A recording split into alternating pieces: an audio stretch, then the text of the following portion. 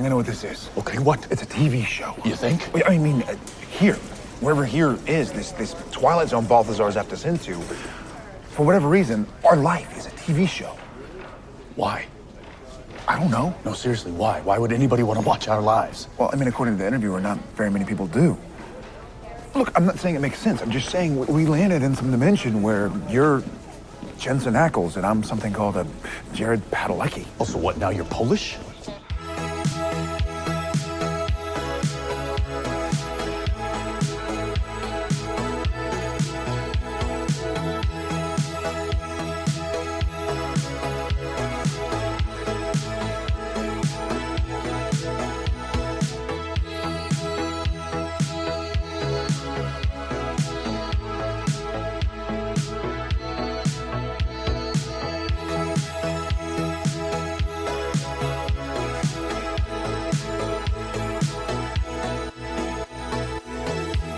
Welcome to Gimmicks, a podcast about the high-concept, experimental, structure-breaking gimmick episodes of TV, from musicals to bottle episodes to meta episodes where characters travel to the set of their own TV show.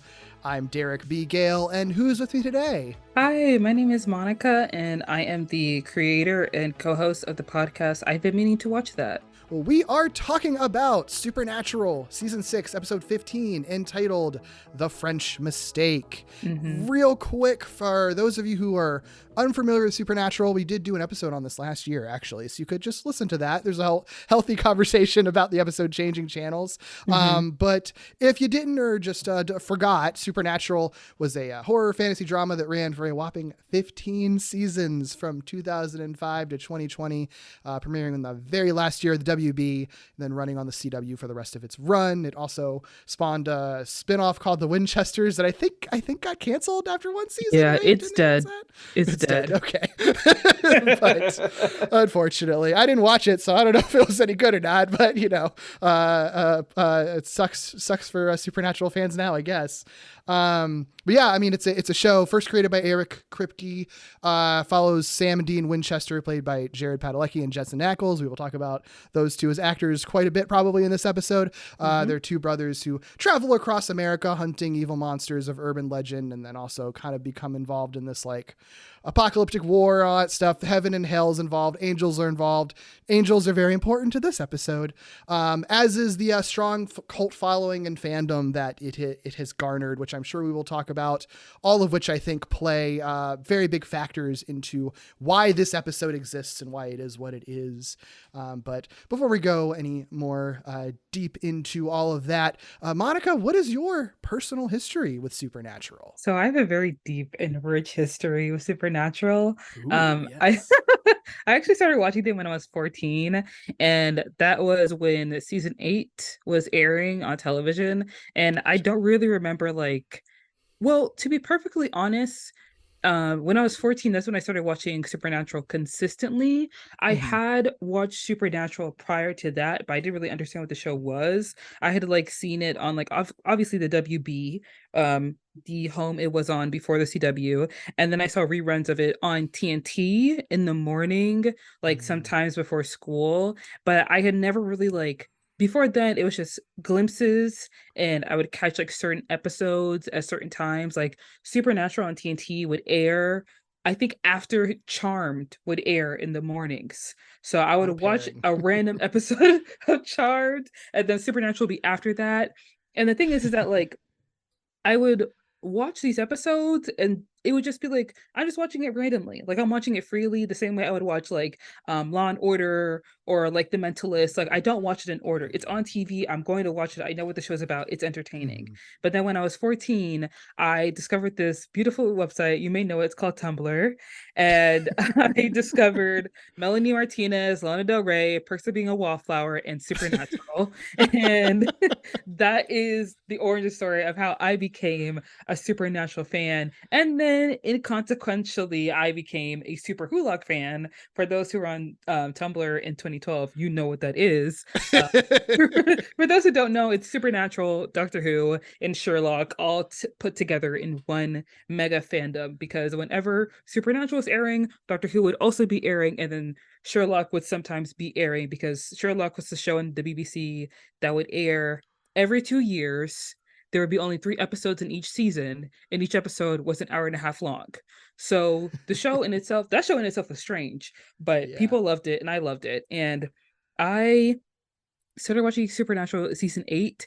And the funny thing is that, like, whenever I talk to other people who've watched Supernatural, they either started watching it in later seasons or they started watching it at the beginning and then dropped off after like Yep. season 6 or season 7. So me coming in around the time that everyone else dropped off was completely different, because it was the season where there were like the angel tablets, and Mm-hmm. there was a lot of like different lore about heaven being introduced into the show.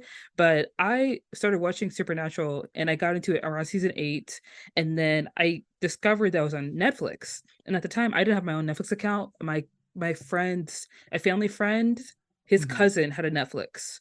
So I went on his Netflix and I just watched Supernatural from the beginning to the very end. And that became a ritual of mine. Each new Mm-hmm. season of Supernatural that came out, I would of course watch the episode. If it was on the CW, I'd try to watch it live, or I'd watch it on the CW.com with Right. the 5-minute ads in every single ad break, because the CW has to get their coin somehow. And then I would finish the recent season, go on Netflix, go to season 1, and then just rewatch it all the way till the end. And the thing is, Netflix would not put the new season of Supernatural on Netflix Mm. until like a month before the new season would air. So it was really like Yeah. a waiting game. But then Yeah. again, I'm rewatching like 7, 8, 9, 10 seasons of a show. Long Like seasons too. long seasons, long ass Yeah. seasons. These are not Netflix Yeah. seasons. Like, they're not 13 episodes, Yeah. 10 episodes. It's 22 episodes, an hour long. Like, that's dedication. And I was Yeah. there. So yeah, I have a rich history with Supernatural. Oh, that's so fun. I love that you're on for this then, because I mean, I talked about this in our Supernatural episode last year. Mhm. I also started watching it when I was like 15, but that was Yeah. during season 1. So Oh. there's there's the age difference there. But I think it's funny because I mean, I am one of those fans that watched from the beginning and then fell off. Like I'm very much like a diehard. I love the first 5 and like that original arc a lot, and then everything that came after, I'm sort of like, this is fun, but I like love it less and less as it goes on. And which isn't necessarily even a response to the quality of the show or anything, so much as it's just like the time that I watched was important to me, and then I just had less of an attachment to everything that sort of came after, you know, that original arc and all that stuff. So I dropped off at around like episode 200 or so. So I still got pretty deep, I think deeper into it than a lot of other people who drop off did. But I was like, I like the 200th episode, but I also don't feel like keeping up with the show anymore. So maybe I'll just let this be where I stop, and that's Yeah. fine. But and I also, and like I was on Tumblr around that time, but I think I was like a little bit too old, I guess, to go hard on like the superhero lock stuff at the time. So Yeah. it just missed me, but I was aware of it, and honestly, having been there in like around, you know, season 1, 2, 3, when the show was like constantly on the verge of cancellation, and like was this little fledgling show that like you were just constantly being like, hey, you should watch this really cool show. You might think it sounds dumb for being like on the or on the CW or whatever, but like it actually is really good and you should try it out. So like to see like how it just sort of flourished like with fandom somehow like years later into its life was really cool to see. Like I remember when I was there, and it seems like people have discovered it like 10 years later somehow. You know, So it's kind of like, it's ironic that you say that. Like, it was on the verge of cancellation in the early days, because I Mhm. remember when I started watching Supernatural and I like joined the Supernatural fandom, there would be fans that would make jokes that like Supernatural's never going to end. It's going to go on Right. forever. The show's going to be going on for so long that Justin and Jared's kids are going to grow up and be actors on the show. Like, that was a running joke. Like, this is never going to die. And even after the show has been canceled, it has not stopped. It's Yeah. still going. So it's just Yeah. funny that you say that. Yeah. I mean, it is so bizarre that the legacy of the show did sort of become like the show that went on for just so ridiculously long and seemed like it would never end. It has never really ended, when it's just like, I feel like we were just struggling. We were just like, you grasping for scraps. Like, if will it go on for at least one more? Can it just at least finish this one story or something before it gets inevitably canceled? And little did we know, 10 years later. But yeah, it's just like what a strange show to exist and to like garner the fandom that it got and everything. Yeah, I mean, and that is really cool though to have jumped onto it in like season 8 of all things. That's so like deep into it, but it is different. But it's also like I feel like whenever people talk about Supernatural, I too was like someone whenever someone would bring up Supernatural, I'd be like, oh my gosh, that's my thing. That's my thing that I love. And like, I could talk about the person, like, and like, of course, people would be like, oh, if you're going to watch Supernatural, just watch like the first 5 seasons because like that's the best part. And like, I get it. I understand why they're saying that because in the early days of a show, you're really just trying to like find your footing and find out what works for you. And in the early days of Supernatural, they were just doing like Monster of the Week episodes where they would just do episodes focus on monsters from urban myth and legend. Like Bloody Mary is like a very well-known and very well-liked show episode from like the first season. And then you introduce like the Apocalypse, which is based in like Christian theology. And of course that's like familiar to everybody because everybody knows what the apocalypse is, the rapture, all that stuff, angels, demons. Like if you're introducing that stuff into the show where they're hunting like demons all the time, of course there are going to be angels popping up every once in a while. Of course God is going to introduce himself, and it's kind of like it's so interesting to me that like in the beginning of Supernatural, you say like it's on the verge of cancellation like almost every season, and it's wild that they chose like the Moby Dick that is the apocalypse. Like they chose the end of the world. They chose that. It's like, this is an angel of God. His name is Castiel. He's going to be friends with these 2 hunters, and one of them drinks demon blood, and we're just going to go balls to the wall. Who cares? We're pulling everything from Revelation. Like, WB, get off my back. Like, we're doing this. Like, I remember watching like early seasons of Supernatural and seeing the things they would put on there and be like, y'all were putting some network TV, right? Y'all had people just like fully like dying, stab wounds, exorcism, boobies. Like, what's going on? Like, all of this is here, and like, mind you, I am young. Like, I'm an adolescent watching this, and I am engaged. I am intrigued. I am in it. Like, this was my shit. Like, I was in love with this show, and I know that people love the early days because like this is a solid story you can follow with. And of course after season 5, Eric Kripke left, he went on to like do other projects, and then Sarah Gamble came on. And I feel like with the shift of a new showrunner, there obviously was a change in story because like, okay, you stop the apocalypse, now what? Like, where do you go? Right. Like, where do we go from here? And I feel like there was definitely a change in like, first of all, quality in the show, but also a change in like the story and the direction.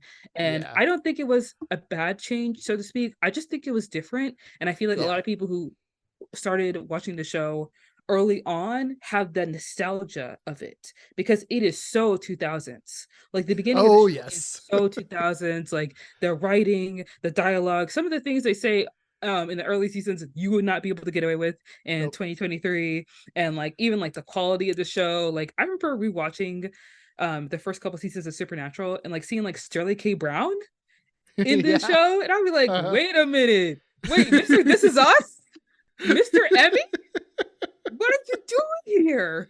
Like it's like this is too deep of a dive.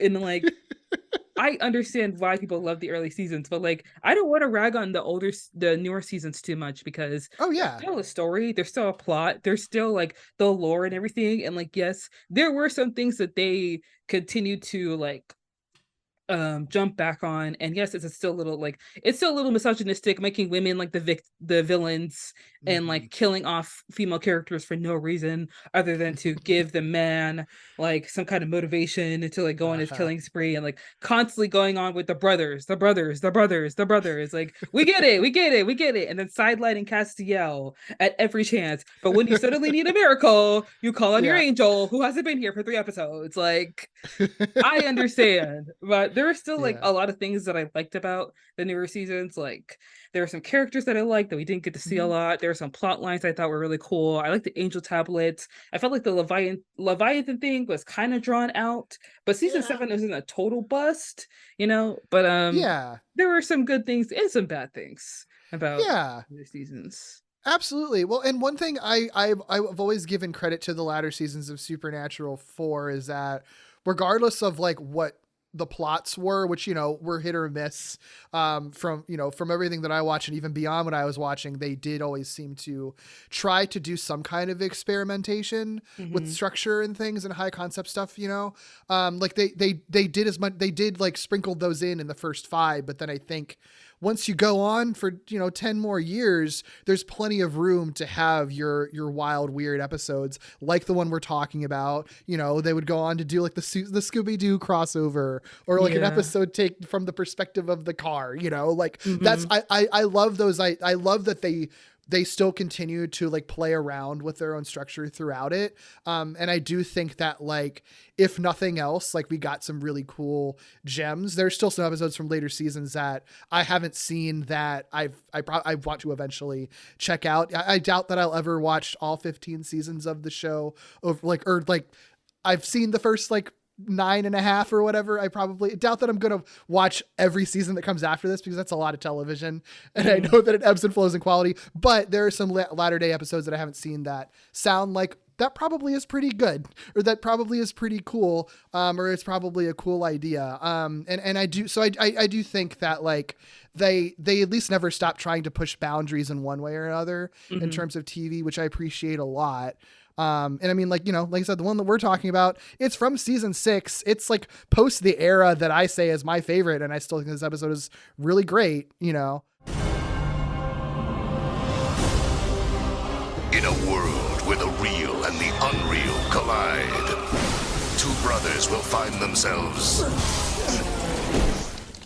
on a soundstage. Marker, Jared, Jensen. That was just great. And on that soundstage, they'll learn to live. These are words of a script. Love. How's work today? And play the actors who play them in real life. You're Jensen Ackles, and I'm something called a Jared Padalecki. What, now you're Polish? And by real life, we mean on television, of course. Put makeup on us. Those bastards. It's an unstoppable, The friggin' prop. unmissable, heart-pounding, totally twisted, all hell breaks loose, yourself kind of episode. Looks like we're gonna have to do a little acting. What? Action. And that's just the first 5 minutes. That's... Cut!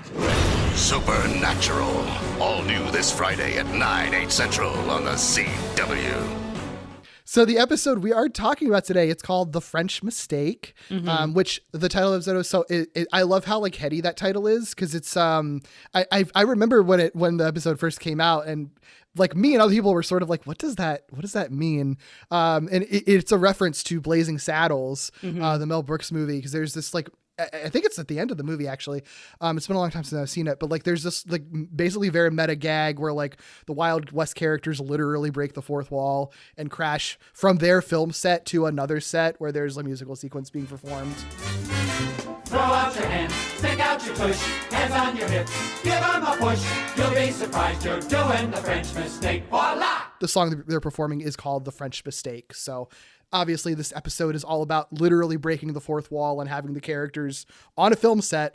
And so they're referencing it that way, which is, it's clever because it's not like I don't know. It is a title that you kind of have to think about. And I sort of appreciate the swing with naming it that. Yeah, no, you're absolutely right. That is actually the reference to the title of the episode. And I do love that, like, with every meta episode that Supernatural does, they kind of like, it's just so, I don't know how else to say this, it's quirky, like Time for a Wedding in season 7, like that's funny. Right, yeah. Like the real Ghostbusters in season 5, which is like one of my favorite meta episodes, because I find it like so funny, or like Ghost Facers, which I thought was like, okay, rip off of Ghostbusters, but also if there actually was a web series where people were trying to hunt ghosts and they did want to get sued by like Warner Brothers, they would call it Ghost Facers. Like, right. That makes sense. Yeah. Yeah, yeah. I love when their titles get really cheeky and silly. Yeah. So the synopsis for IMDb for this episode is: to protect Sam and Dean from a surprise attack from Raphael, Balthazar sends them both to an alternate universe where their lives are a TV show called Supernatural. The original air date was February 25th, 2011. Just for some background on this episode, it was written by Ben Edlund, who it's always fascinated me that he was like such a significant writer on this show. Because I knew him before the show as being the creator of the superhero The Tick. And I think he's worked on and I believe he's worked on every adaptation of, like, he's worked on the cartoon and both the live action adaptations too. So it's wild that like he owns that like franchise, and then it's just like, I'm gonna write and produce on Supernatural for like 8 seasons.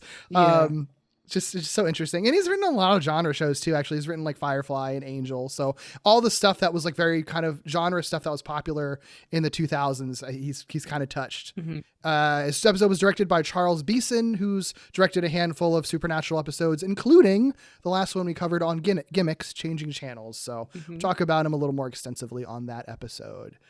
This episode is so interesting because, like we said, this is another one of Supernatural's meta episodes. This is kind of the hardest they go on the meta stuff, I would say. Because it's this is like real world episodes. Basically, the gimmick of the episode is that they're transported into what's basically, not exactly, but basically our world as the audience, where Supernatural is a TV show. They're fictional characters played by actors. And that's not an uncommon idea. There have been plenty of movies and shows that have sort of done variations on that, right?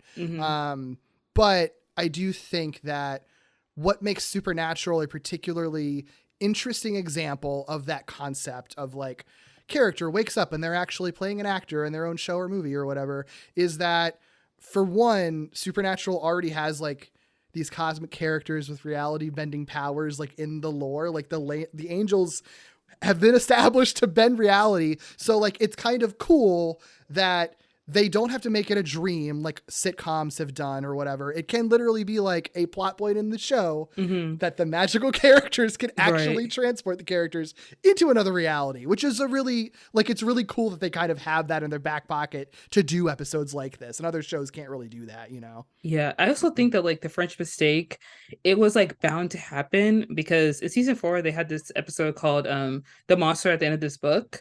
And yes, it was, if an episode where Dean and Sam, they figure out that there are these books called the Supernatural books written by Carver Edlund, which is basically an amalgam, I think it is, or amalgam of the names of Jeremy Carver and Ben Edlund, who are the Supernatural writers. And it's a pen name by Chuck Shirley. And, they find these books and they realize that like, oh, these books are literally written about our lives. Like from the racist truck that tried to kill them in the first season to like Dean full frontal having sex. And then it goes from like the monster at the end of the book to us meeting Becky, who is the typical Wincest shipper fan in Supernatural. And then we go to Ghostbusters, the real Ghostbusters, not Ghostfacers, but the real Ghostbusters, where they go to a Supernatural convention for the book known as Winchester Con or something like that, which sounds like an actual name for a Supernatural convention. So I'm not surprised that they went with that name. And then that's in season 5. So now in season 6, we're onto the show. So it was like this natural progression of like, how much more meta can we get? Like, how much more can we poke at the flimsy borders of reality in this show?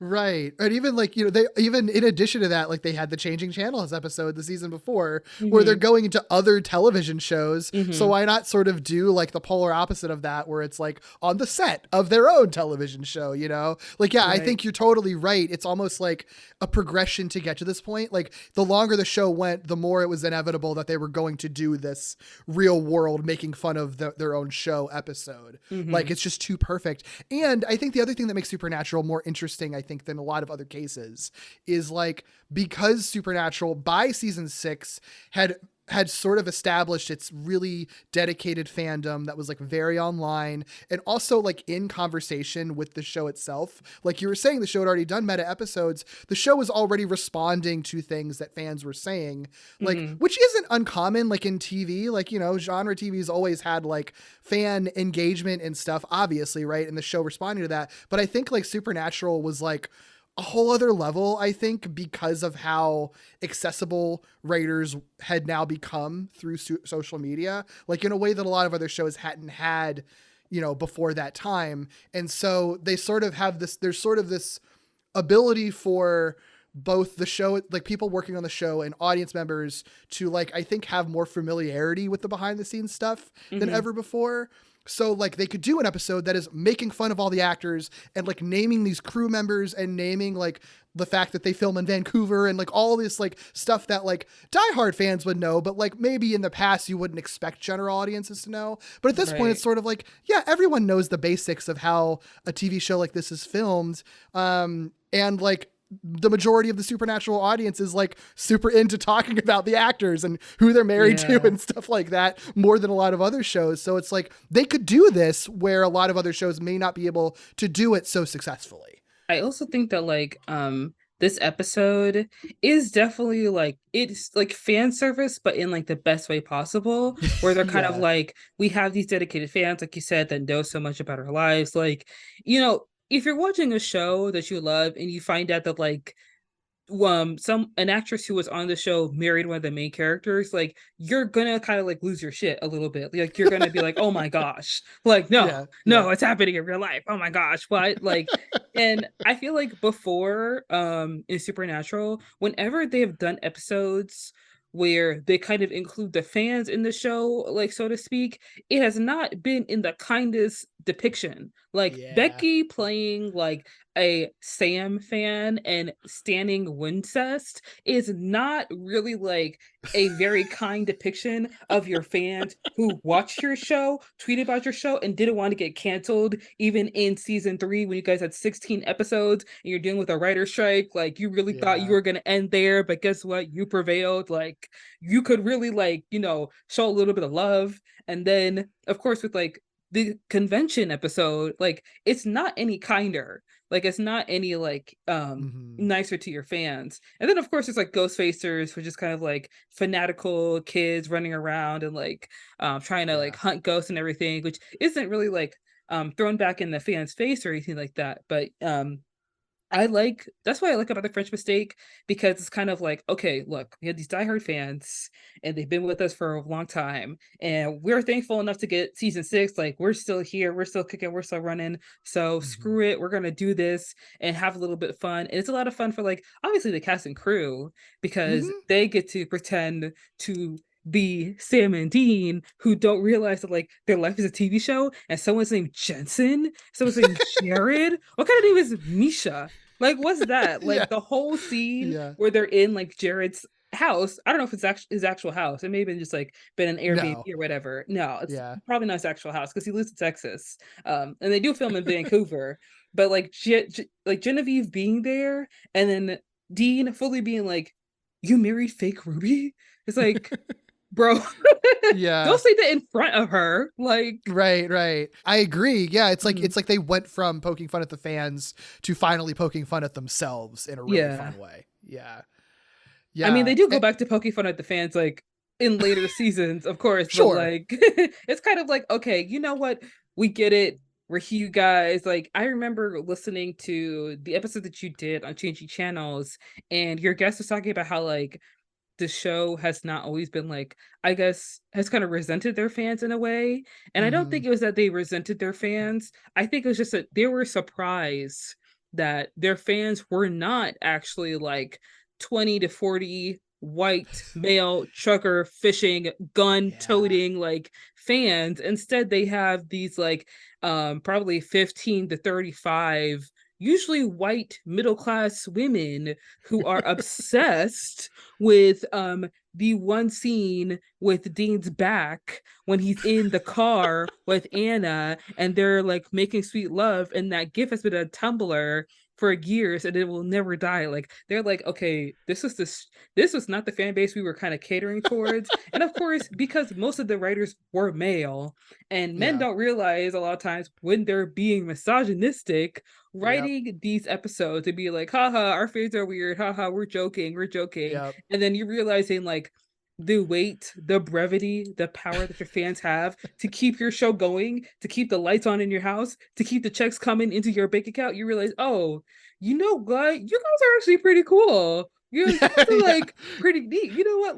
You know what? You guys like what? Like, oh, those are jokes. Those were jokey Yep. jokes. And of course, like, does it get better with the newer seasons? Not that much, but like, at least they were trying, you know? Yeah. It's like, yeah. Oh. Once we realize, oh, we're being renewed because of you and keep collecting our paychecks. Yes. Okay, we'll ease up a little bit. Yeah. Yeah. Maybe we Yeah. won't actually talk about our fans being like fanatical women who are obsessed with these like super hot men that you like pay so much money for to be on this show. Like, Yeah. maybe you should say thank you. Look, you cast like two of the most traditionally attractive men on earth in your show. What did you expect to be the audience? Like, what? Yeah. Like, why are you surprised that you're that Yeah. attracted? You think girls aren't into gore and horror? You think because you drive around in like a 1967 Chevy Impala, you were gonna bring in all the dude bros? You're wrong. You're wrong, in Right. fact. Women love horror. We love murder. We love scary stuff. And the thing we love most is lore. We love lore. We love knowing everything. You bring in Christian theology, man, you're done. It's over Sure. with. It's done. So much lore. It's so much lore in this show. Yeah. Oh, fantastic. Oh my God. I love it. And yeah, and it's like, it's so funny to have like, I read like a couple of the comments from what, you know, Jensen and Jared were saying. And it was just sort of like, they were saying like, they're both kind of skeptical about it, which understandably it's sort of like, do we have to like play ourselves? But then it's like, once it was clear to them that like, they never actually have to play themselves. They're still playing their characters, just making fun of themselves. Then it's like, okay, well then it doesn't really matter. And I think Jared said it there in an interview. He was like, I told him just like make fun of me, like make fun of whatever BS actor stuff you hear about, which I think is how you get like in real life. I think he said like he doesn't have a sun tanning bed in his house or like an alpaca pet or anything like that. Yeah. But like if you want to if you want to make fun of like your typical eccentric rich actor stuff, like you just exaggerate them a little bit and then bring them to that level. And it, you know, that's what makes the episode so fun, is that it's like, it's not exactly reality, but it's pretty close to reality. And the stuff that they skew is for the sake of comedy in a way that just kind of works. And is always just them just making fun of how ridiculous it is that they're on a television show at all, Yeah. really. Yeah, I actually love the scene when like they're in Jensen's trailer, and then Dean is like horrified by the fact that like the guy who plays him, such like a strong macho man, like I kill werewolves, vampires, demons, angels, like nothing could touch me. The guy who plays you, Dean, he used to be on the soap opera. Oh, says you were on a soap opera. What? Well, if I didn't have cancer, and I wasn't married, and I had plenty of money, would you want to run away with me? Money? Do you think I really care about money, Nicole? I care that you're healthy. I'm no quitter, Eric. I Don't like this universe, Amy.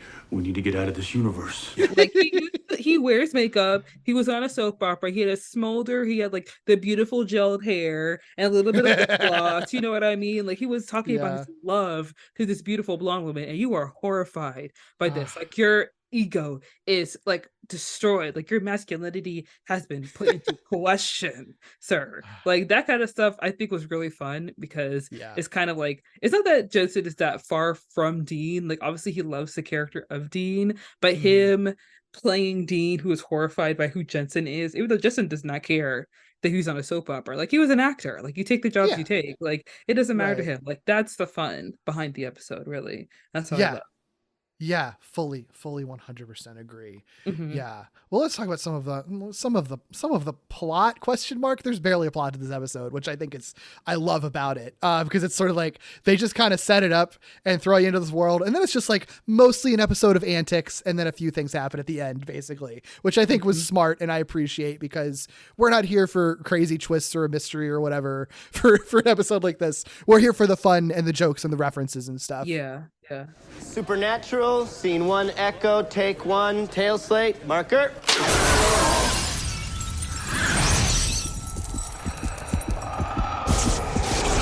The way that they set it up, like, this has been how long it's been since I like have revisited like season 6 of this show. I was like, I don't even remember who Balthazar was at all. But he's another angel that just shows up in the teaser and basically causes this.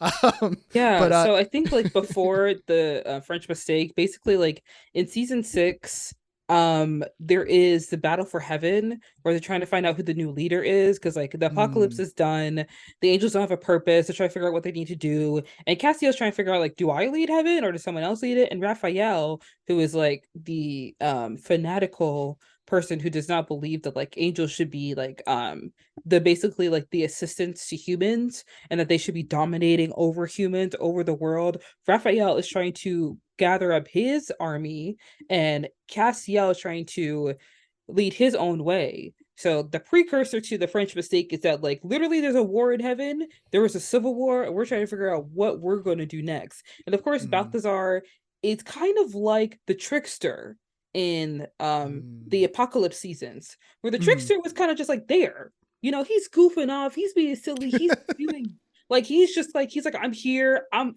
me, I live my own life, I don't care what y'all do, like I'm good, you know what I mean? Like like that's good for you, love, enjoy. Like he does not care, and he steps in at the last moment, of course, the trickster does. But with Balthazar, he's kind of filling the role of the trickster, of like comic relief but on the good side, and still kind of like funny and like messes stuff up a little bit. So it kind of fits that, like, you know, the trickster does changing channels, and now Balthazar is doing the French mistake. So that's kind of like where they are, and Dean and Sam are trying to figure out like, what do we need to do to help Cass? Like, what are we trying to like figure out? And then like, of course, Balthazar busts through the door and he's like, yeah, so Raphael's coming. He's on his way. Yeah, anyway, there's a hitman. We're gonna hide you right now. Which it is such a clever start, and I love how quickly it happens too. Like they don't deal with any setup or anything. It's just like he shows up and still like, here's a spell. All right, shove you into an alternate reality, and now that's what we're gonna be for the entire episode. And like it's so smart too, because it's so chaotic, because he just like does the spell, they get shoved through a window, and like just show up on the other side of the window as if the actors on the other reality had done that exact same stunt being filmed doing it, which is really fun. So now they're in this reality where Sam is in the role, is basically Jared Padalecki playing Sam, and Dean is Jensen Ackles. They've just like swapped places with their actors in this reality, essentially. Should we be killing anybody? I don't think so. Well, how much did we get? Running? Oh. Where? Gets us right up to where just before they hit the window. You know, the part where they hit the window was the good part. Well, we can clean up, reset the window. It takes about 95 minutes, basically. So we'd have to blow off the scene where they sit on the Impala and talk about their feelings. Ha! Right. You answer the hate mail. Or we could have them fly at the window, then freeze frame. Then cut to black, act out. Freeze frame. Yeah. Freeze frame. Serviceable. Fine. Whatever. Season 6. And like this whole sort of opening sequence, it's just packed with so much stuff. It's just all a bunch of references, really. Like I love the sort of, as they're realizing like, oh my God, we're on a TV show set for some reason. I love the cut from the like slate clapping that goes directly to the title sequence. It's like, this is the episode actually starting. Like, I think that's really fun. But then they just throw in so much stuff. Like you get you get a lot of really fun background, right? Like you sort of get this this idea of like everybody's a little bit exasperated that this is season 6, and like that's sort of the why people are tolerating Jensen and Jared as they're acting weird through this episode. It's just like, it's season 6, they're the actors, like whatever, we're just gonna do whatever we can with our lives right now. Yeah, it's kind of like, okay, we got season 6, but also it's like, all right, season 6, here we go. Here we go. It's like every day you wake up, you're like, I'm glad I have a job. I am. I'm happy I can pay my bills. But at the same time, like, I don't want to go to work. Like, damn, every day. Right. Like, that's the vibe. And I love the part when like Dean fully looks in the mirror. He's like, I'm a painted whore. And I'm like, see, that's it. That's it right there. Like the jokes and everything. And like, I remember this one like little part where I love the fact that like the French mistake exists, because I feel like a lot of people watch TV, but they don't understand what it takes to make a television show. Like they don't understand the process. And so when Kevin, who basically plays Jason Bryden, who I think he's one of like the associate directors on Supernatural, he's one of the producers basically. What was he said? He basically said, okay, so we're gonna go ahead, clean up, reset. It's gonna take us like over an hour or something to like set up, and then we have to, but we can always, not do the scene and go to a scene where they send the Impala and talk about their feelings. And then the guy who plays Bob Singer is like, okay, you answer the hate mail then. It's like in that point in the show in season 6, they still have fans who are like, action, drama, like intrigue, like we want to see the apocalypse again, like we want the gore, like. And then like when you watch fan fiction, which is the 200th episode in season 10, it's kind of like, oh yeah, and here comes the BM. It's like the brotherly moment scene where they sit there and talk about their feelings. And then of course by then the fans of the show are like, we don't really need action, like we're here for the brothers, we're here for the family, we're here for the hunters, we're here for the Winchesters, Sam and Dean back at it again, like. And then having that like scene where they're in the Impala talking about their feelings, it's like, yes, give it to me, it's like I love seeing the difference between like season 6, then what they perceive the fans to want, and then like season 10 understanding what the fans want. That is such a good perspective. I didn't even think about that, but you're right. It is such an interesting shift. And like season 6 is kind of, I feel like probably on that cusp too, right? Like I feel like there are probably this is around the time that like some old fans are kind of dipping out and new fans are coming on, and so like that change is probably happening like as this episode is airing. Like that sort of shift in the majority of the fandom is going on. It is so funny. And I agree with you to your earlier point, like the way that this episode, I think, so kind of exposes what it is sort of like to be on a TV set. Obviously, they exaggerate some of the stuff for like comedic effect and everything. But like just the way that the sets look, like literally how fake everything actually looks when you look at it closely, or like when Sam is holding, the glass, like, and it's just like the soft glass, and it's like rubber or whatever. And it's, like it's the kind of stuff where like, if you're the type of person who either, if you didn't, take like filmmaking classes or whatever yourself, if you would at least like watch DVD extras or behind the scenes featurettes and stuff like that, it's the stuff that like you're aware of. But I have to imagine for people who hadn't previously gone into that stuff, or maybe like were kids watching this and had never this maybe would be your first exposure to like a behind the scenes sort of thing in general. It's got to be so fun and enlightening to really see, like you said, like how much actually goes into the making of a TV show and how like time consuming it is, and like how much work it actually is. And like, they are caked with makeup, and like every like cute, like quick, like 2-second glass throwing effect takes like an hour and a half to set up and stuff. Like that stuff is so fascinating. And I love that, like, even amongst all the, the in jokes and references, it kind of sort of works as like a behind the scenes special at the same time, just because of that. Oh yeah. And also I really do love, the scene when they go back on set and like they are fully like Sam and Dean are like fully like, okay, we're gonna get the stuff from Bobby's place and then we're gonna do the spell. And like he picks up the little like backbone of like a later saint, and it's rubber. Like they take Yeah. the knife and they like try to stab each other with it. It's not a real knife. It's like, no, of course it's not a real knife. You're on a movie set. Like, are you Right. dumb? Like, this is a TV show. Why would they put a Right. real knife on set? And then when they Right. start like acting, this is something I love that's so funny because like fans would understand this is that like when Misha, who's like fully playing, Misha Collins playing Castiel, he is trying to like act out the scene where they're talking about like the lock and the key and Dean Mhm.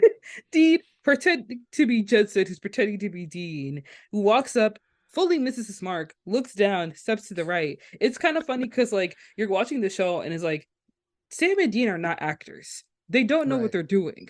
But even then, like Judson and Jared in the real world know how to act and are actors and are professionals, but they mess up on their takes so often that they have like hour-long gag reels. And they only release like 10 minutes of it at the end of each season when Supernatural was airing. So it's kind of like the funny parallel of like these two hunters pretending to be actors who don't know how to act and messing up every single take because they don't know what they're doing. And like these two actors who are messing up takes on purpose because they're two doofuses that are best friends and just like Yeah. goofing off. Supernatural, scene 36, take 8. Marker.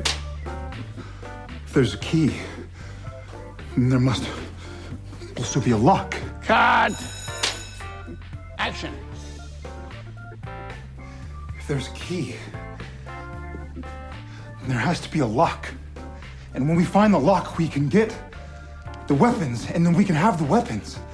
And the lock, well, so we'll have the lock, I imagine, because we open it, and of course the initial key that opens. We need to get all three of that crap. What? That's how he does it. Oh yeah. Do we really need all these lies? I mean, I think we've covered it. Right? Cut! What is happening? What's happening? That scene, because yeah, basically like when they're trying to get access to the set to like redo the spell to see if they can send them back, like they're forced into acting out a scene essentially, which is just for the jokes. And honestly, I think that sequence is my favorite part of the episode because all of their fake acting is like, it's weird to say this, but like their bad acting is good they are very good at the bad acting because it would be really easy to just like say stilted lines, like stilted line delivery. If you want to say like, pretend you're a really bad actor, you're going to just deliver lines badly. And like, that could be funny enough.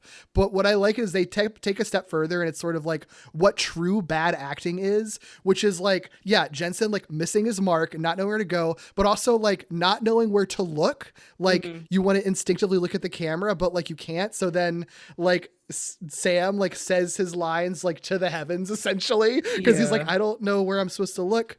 Or like, I think the best detail is like Sam not knowing what to do with his hands or his arms. Like that's the kind of thing, like if you ever hear about like actors talking about like their actor business, like the stuff that they just sort of naturally are trying to do with their hands or doing in the background while they're talking that you can't necessarily, that it's harder to be directed on because it's like not important to the scene. Like if you aren't a professional actor or haven't acted before, like you're not necessarily going to know that that's a thing to think about, but that is a very important thing to think about. Like you can't just stand there with your hands at your side. You have to do something like a person would. And if you haven't been instructed to do it, like he just like will like awkwardly like hug himself basically, or like put his hand out and he doesn't know what to do with it. Like it's so real. I love how detailed their bad acting is. And I also find it like I loved it when they first, go through their window.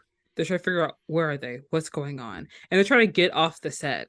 And they like make a beeline towards, of course, baby, quote unquote, like the 1967 Chevy Impala. And then Dean is like seeing an extra throw mud on the car, obviously for a scene that's coming up, and then turns and sees like different variations of the car and one of it being busted up. And them looking at the car being like, what? And like them fully seeing the car, like fake replicas, right? Multiple ones. You leave Jensen's trailer, you're trying to get outside, you still hop into the car and you drive it like it's a normal car. It's not real. Like, how did y'all stop the apocalypse? How did you stop the apocalypse? Somebody explain this to me. Like, we just established it. These are fake cars. These are props. They don't run on gas. They are in neutral. You cannot drive them. And yet you still try to drive it off the lots. Hello? They're just in that deep of denial, I guess. Like you see a car, you drive it. So it's so good, and like just the multiple Impalas that they see, like the crashed up ones and everything. Yeah. It's so good. Yeah, we touched on it too, but like they meet Misha Collins, who like plays Castiel. You know, they think he's Castiel, but he's not. But he's not in this episode a ton, but I do love that they just double down on Misha Collins just being like just a total silly weirdo and like a person who tweets everything, which was like, I remember the joke at the time in real life that he was just one of those celebrities who was just very online, very much on Twitter a lot at the time, more than most people were at the time. And I just love that they double. Still is. These are words in the script. This isn't Cass. Look at him. You guys want to run lines or? His name's Misha. Misha? Oh, wow. Great. Misha? Jensen? What's up with the names around here? You guys, you really punked me. I'm totally gonna tweet this one. Hola, mis amigos. J squared got me good. Just want to dig my finger in my brain and scratch until we're back in Kansas. Really starting to feel like one of the guys. And the thing I love about like Misha's character in the show, I really do like that Misha is playing Misha in this episode, because he's still a guest star. Like he's still pretty new to the show at that point. Like Dean and Sam, them playing like their own characters and Misha playing Misha makes sense, because even though Misha has joined the show in season 3, he's still kind of considered a guest star, even though he was probably bumped up to recurring at this point, but he's still trying to like find his place. And it's so reflective of like season 6, where like Misha's trying to find his place in heaven and his role, and then Misha in the show trying to find his place like in the crew, because Jared and Jensen are like close, like they've been working together for a while, even though in the French Mistake they're kind of like on the outs with each other, but like it's kind of like, you know, 2 is a pair and 3 is a crowd, you know. That's basically it. So it makes sense that he's like constantly tweeting out, trying to reach out to fans to try and get some love and support, and him like kind of being like a stereotypical like actor, you know, kind of like here's this D-list actor who finally gets on a good show and like has like a reoccurring role, and he's not that nice to like the crew, and he kind of like is overly involved in online the online fan base, because they worship him and they adore him and they love him, and he wants that little dopamine hits. Yes. And he's also trying to get close with, you know, the 2 lead characters, the 2 lead actors who like in their universe don't like each other, which is hilarious, because like at the time when season 6 was airing, Jensen and Jared are like best buds. They're brothers. Like literally J squared is like a whole thing in the Supernatural fandom. And when Misha literally says J squared got me again in that tweet, me rewatching that episode, I was like, oh my God, I remember when people used to say that. J squared. J squared. And what's funny, I remember this because I watched the episode live at the time and was on Twitter. I've been on Twitter since 2009 because I'm an insane person, but I remember watching it and seeing on Twitter, like when he tweets these out in the show, Misha Collins also really did tweet these on his Twitter at the same time that the episode was airing. And also like, that's so funny because like Supernatural does that all the time.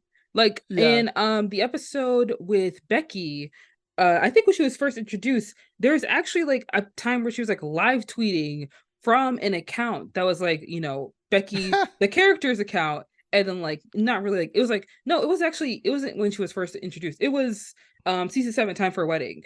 That's when it was. She was like actually live tweeting as the character, and it was posting around the time the episode was airing. So it was like, it was like hilarious that they did that. And I also remember a time when I think it was like either season 4 or season 5, Supernatural fans were tweeting out, "The Lucifer is coming. Lucifer is here. Lucifer's on his way." And then P. Diddy got scared and he said that God is real. And then Misha Collins tweeted in response to that. I forget what he tweeted, but I remember that. Like, I remember how many times Supernatural has fully like broken the fourth wall to the point where like we're all in on the joke and everyone else, no idea, no clue. Right. They don't know what's going on. Right. Well, that's what's one of the oddities of a show like this, because it's got such a strong fandom, but I think it's still, despite going so long, it is still kind of a cult show, because like it never got super high ratings really. I think it has a big Netflix audience after the fact, but like they even make a joke about it in this show. Like there's the line where after Sam talked to the interviewer, like I think Dean's like, why would anyone want to watch our lives? And Jared's like, well, according to the interviewer, not many people do, which is like, that was true. So like the fandom was very active online at the time, but like a lot of people online had no idea what was happening or what it was, because not a lot of people were actually watching it. But that's also just, you know, the history of the CW as a network really. But yeah. It's so funny how like Supernatural is a show that was on the CW for so long. Like it was on that show, like Supernatural was on the same network as Jane the Virgin, Vampire Diaries, and Riverdale. Like you look at the catalog that the CW has, and it's like, what are you? Like, are we doing DC or are we doing soap operas? Like, do we do like superheroes? Do we do vampire stories? Or are we doing like musicals? Like, you need to explain to me, how is it that Crazy Ex-Girlfriend comes on after the originals? How does that make sense? What? What? Like, I'm confused. It's still, it's just, it'll never not be wild to me that like Supernatural for a while was airing back to back with Smallville, which started a few weeks after 9/11, and then yet, which it feels like such a different like era of history, you know, and yet Supernatural only just ended a couple of years ago. Like it doesn't make, like I can't comprehend that. It doesn't, like thinking about all the register. Thinking about all the shows that aired at the same time the Supernatural aired, like 2005. What was on TV in 2005? And then think about how Supernatural ends now. And it's like, it's wild to me. It's also wild to me how like Supernatural is one of the longest running sci-fi television shows. I think it is. And then you think about every other sci-fi show that has been on that is, let's be honest, better than Supernatural. And yet Supernatural is the one that outlasted it. Like we think about Firefly, we think about Buffy, we think about Smallville, we think about all of these other shows that had like similar plots, a similar kind of like theology and lore that it like drew from. And Supernatural is the one that like stood the test of time. And I need someone to help me understand how that happened. Because any other sci-fi show you try to put on air, it's straight canned. Like Constantine, NBC put that at the 10 o'clock slot where nobody's watching it, because around the same time it was on, I think Scandal was on ABC at that same time. So who's watching Constantine? Nobody. And then Midnight Texas was another show that NBC tried to push as like their new sci-fi fantasy show, whatever. And then they gave up on that. And then they did Chicago Med, Chicago Fire, Chicago PD, Chicago Wireless, Chicago in Space. Like they just gave up. They gave up. Chicago in Space sounds pretty fun, actually. I mean, yeah, but God. it's still so crazy to me how like Supernatural was the one show that lasted for so long. And you're right, it is kind of like a cult favorite because it was on the air for so long, and I think it had a good enough good enough numbers that it kept going. But also wasn't like as popular as like Game of Thrones. You know, it wasn't as big as like Friends, The Office, like all these other shows, Orange is the New Black. Like it's not like that show you have to watch. Like you talk about Supernatural, it's like, girl, what is that? What do you mean? What is that? Like, oh, it shows on like in the mornings of TNT. It's like, who has what's the CW? Like most people didn't know the CW existed unless you watch Vampire Diaries and Riverdale. And maybe Jane the Virgin. And maybe if you are a gender studies major, Crazy Ex-Girlfriend. But like other than that, there wasn't that much else. Yeah. Oh, so weird. What is just what a weird show to exist. It's so funny. Oh my God. Yeah. Oh God. Okay. What else? So yeah, I guess the other really big thing that happens in this episode that I'm sure took the fandom by storm at the time, is that, throughout the little bit of plot that there is, it's really, it's just Sam and Dean trying to figure out a way to get back home. But when they at one point they just go to Jared Padalecki's house, which the other thing I like is that how it takes them a while to like figure out how to even say Jared Padalecki's last name, which I find very funny. But they end up back at Jared Padalecki's, not house, giant mansion where there's like a tanning bed and alpaca in the background. The other person that's there is who they see as Ruby, who in real life is Genevieve Cortese, who in real life did play Ruby, but also married Jared Padalecki, which is very funny because the demon Ruby that she played had like a complex love affair with Sam in the show. So people probably shipped those characters, I'm sure, very heavily. And then the actors fell in love and got married. And that's always just been a really weird and kind of funny thing that came out of the show. Wait, you and Ruby? Do you honestly think that's funny, Jensen? Right, because you're not Ruby. How could you be? You? Of course, you are the lovely actress who plays Ruby. And you are in Jared's house because you two are married. You married fake Ruby? Yeah, I actually did love that kind of twist because I love the fact that like that was introduced and like included in the show because that's funny. Like really think about it. You're in this other alternate reality where the demon that was like your brother was like kind of addicted to is they're married in this world. It's like, okay. How did that happen? It's like, what? And I just want to say this real quick. I also think that like that's what I love about Supernatural is that like it is a little bit of like it's popular enough to keep going, but not popular enough that a lot of people know what the show is about. And that's why it can kind of get away with these episodes. Like they can do a Scooby-Doo episode. We could do an episode where like it's black and white and we're doing the Monster Mash. Like we can get a little quirky and get a little weird. We could do an episode where Charisma Carpenter, yes, and the other homie from Buffy, James Marsters, yes, could be in an episode, and we're fully doing like we're having fun. Like we could do an episode where Sam and Dean have like doppelgangers, and they're going on like a crime spree, and we have to like murder them. Like we can do that.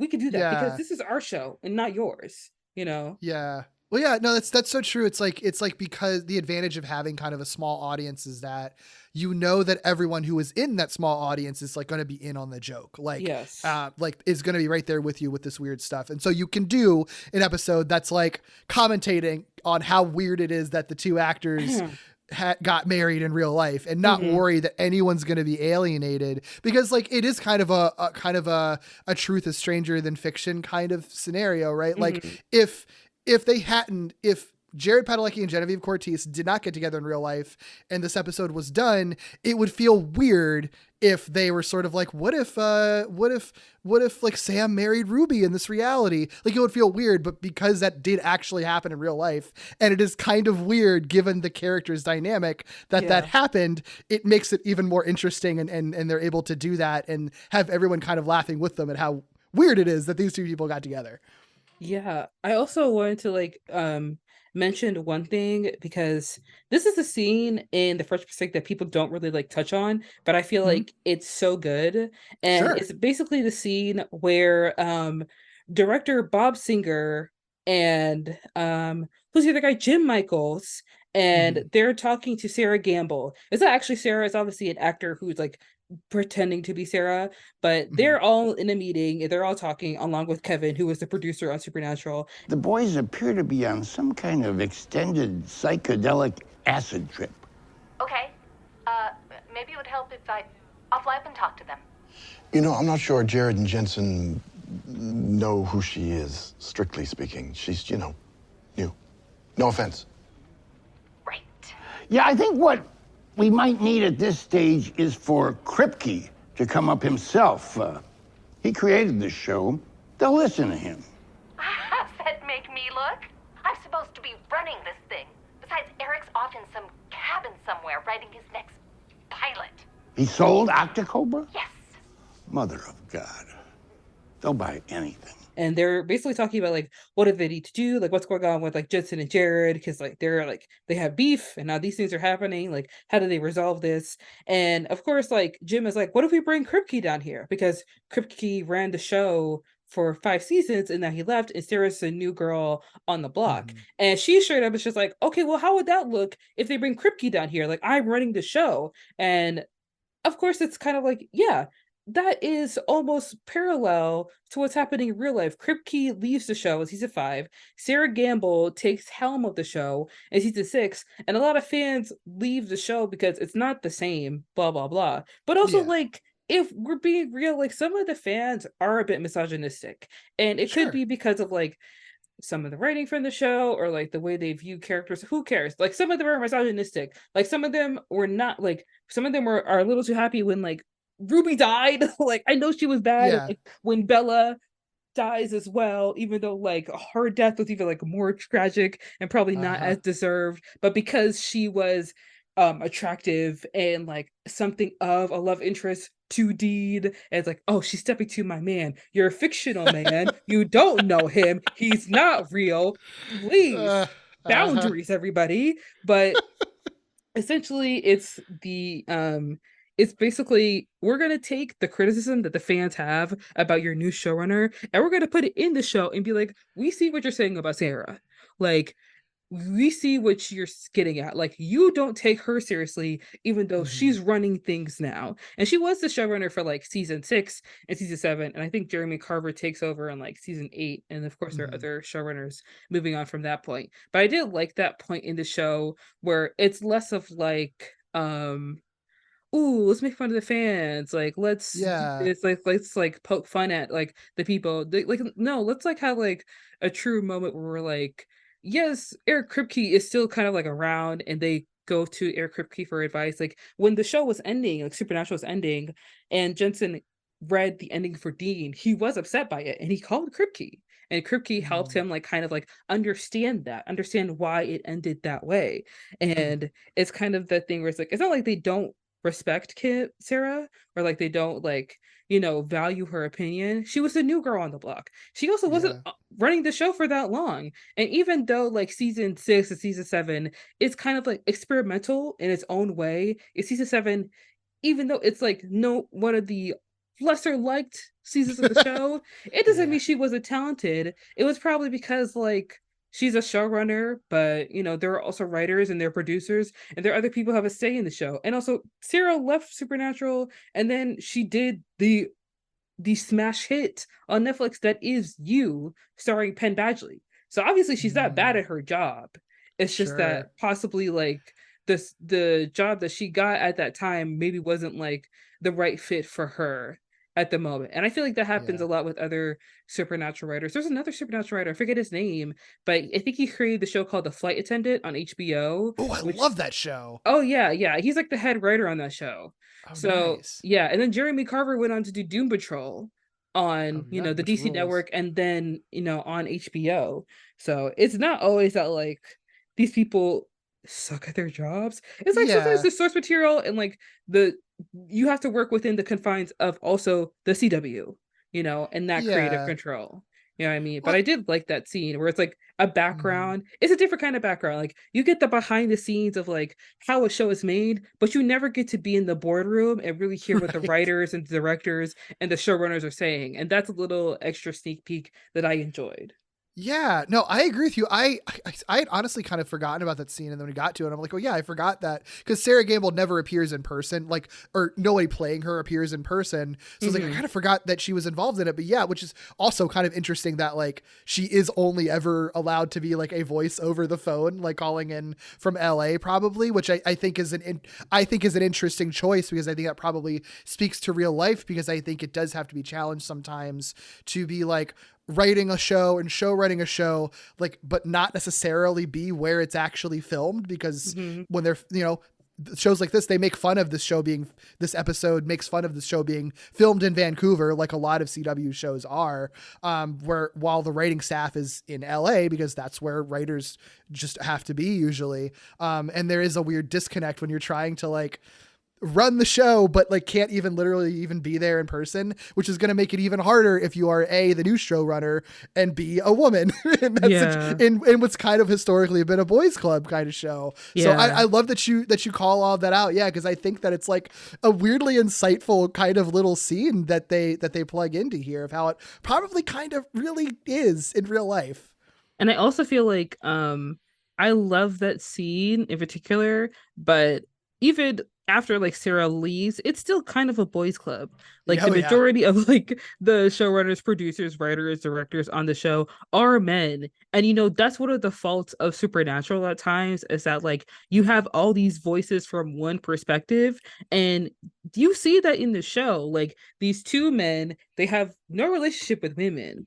Most of the women they interact with are either love interest or they are motherly figures. And if you don't hold within that role, you could get canned. And even when you're in that role, you're still going to get canned. Like it's not promised to you that you're going to survive most seasons. And I feel like a lot of people saw this mainly in like villains. You see it with Bella, like I said. You saw it with wow, not me forgetting their names. I think Elaine, or like Joe and Ellen. Joe and Ellen. Yeah. Yeah. People and hated them, even though I loved both. I love both of them, even at the time, but people really were like, especially Joe, people were nasty about that character. And that's the thing, because like I think that's earlier season fans that didn't like them. And that kind of suffers from like that internalized misogyny of the like 2000s, because later fans really did love Joe and Ellen upon rewatch. And I do like that like Joe's character is somewhat revived in Claire. And then with Jody, who was played by everyone's mom from Zack and Cody, and then like crap, I forget the character's name, but Brianna, that's the actress's name. Like I like that they were kind of revive that role of like the women in Dean's life. Like they're obviously female hunters. Like you're gonna have monsters around the world and they're only gonna be men. No, that's impossible. That's ridiculous. Like you're a liar, But the show still kind of suffers from like being mainly a boys club, because you still have mainly women being villains. Like Raphael was fully a man, and then you found him a meat suit that's a woman. So now it's like, okay, oh, what? You literally went out of your way to make a woman a villain again. And then in that season 6 and season 7, y'all are a little transphobic because you can't figure out pronouns. Like, I'm sorry, like, hello? And then you still have like Abaddon, and they have all these other characters, and then you introduce Charlie, who's not a love interest, who's not a villain, who's simply there to help the Winchesters. And yet, because you can't find a strong definitive purpose for her, because she can't be a love interest, she's a lesbian, she can't be a villain, she's too nice, she wears nerdy stuff, okay, she's played by Felicia Day, like the queen of the nerds. And then end of season 10, you're like, Dean needs a motivation. We need to make him super bad. Kill off Charlie in the worst possible way ever. It doesn't even make sense, her death. I'm still mad about it to this day, because you're telling me that someone who is in love with someone who went to the Renaissance Fair all her life decides to go into a motel room by herself, no phone, no cellular device, nothing, just enough for her to like upload a file and a tiny little knife to protect herself. You've got to be shitting me. You've got to be shitting me. And that's where you're wrong. Like, fully being like, let's have some lame excuse as to why she's dead, and then let's give Dean the motivation. Because at the end of the day, it's the Winchesters. It's a Winchester show. And that's also another reason why, like, Wayward Sisters never really like came to pass at the CW, because even though Supernatural is a cult classic, cult favorite, and it's not Game of Thrones, but they're still like, it's the Winchesters, guys. Like, what? Yeah. A show where women are hunting monsters? What are they gonna do after? Knit? What are you gonna have to cook and clean? What are you gonna go shopping? Huh? They don't even wear makeup. You're gonna kill things? Are you sure? And it was so terrible that the CW didn't even like green light that show, because Yeah. after Wayward Sisters didn't even happen, you have Winona Earp literally proving you wrong. Like, Yeah. she's right there. Buffy before it. Like, It's really absurd. yeah. Yeah. Sorry for my rant. I just like had No, to say I mean, I agree with you. It's like it's the weird like anomaly, I think, of Supernatural, that despite having such a strong fan base of like women like that they knew existed, it's like that for 15 years it like they never really curbed what they were doing in that direction, or hired enough women to like work on the actual production of the show, really.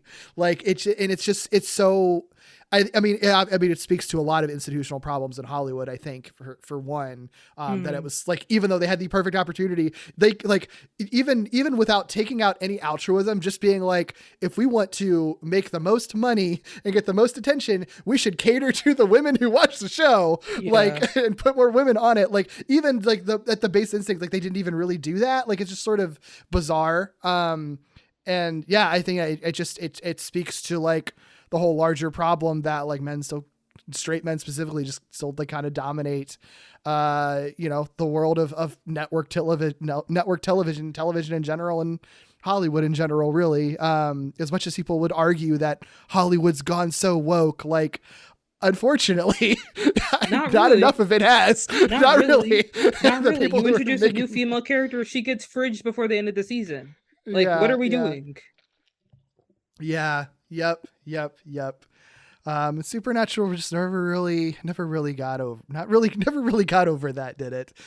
Yeah, what a bummer. I think after Charlie died, just like by the sheer absurdity of how it happened, and that's another thing that like pissed me off, was that like fans truly did love Charlie. Like, it wasn't a question about it. Most fans like Charlie because they identified with her. Like, I feel like Charlie is a better representation of Supernatural fans than Becky was, because she's smart, she's funny, she is like into fandom and nerd culture. And most people who watch Supernatural probably already know who Felicia Day was. Yeah. So by having her in the show, it's like, oh, this is everything. And then after she was killed, so many people, like so many women who were on the show, still on the show and were on the show, spoke up about it on Twitter. And it's unfair that like after that happened, they have conventions, and like, Felicia is going to these conventions and she's, having to answer to like why she was killed off, even though it wasn't her fault. Yeah. And then of course, like,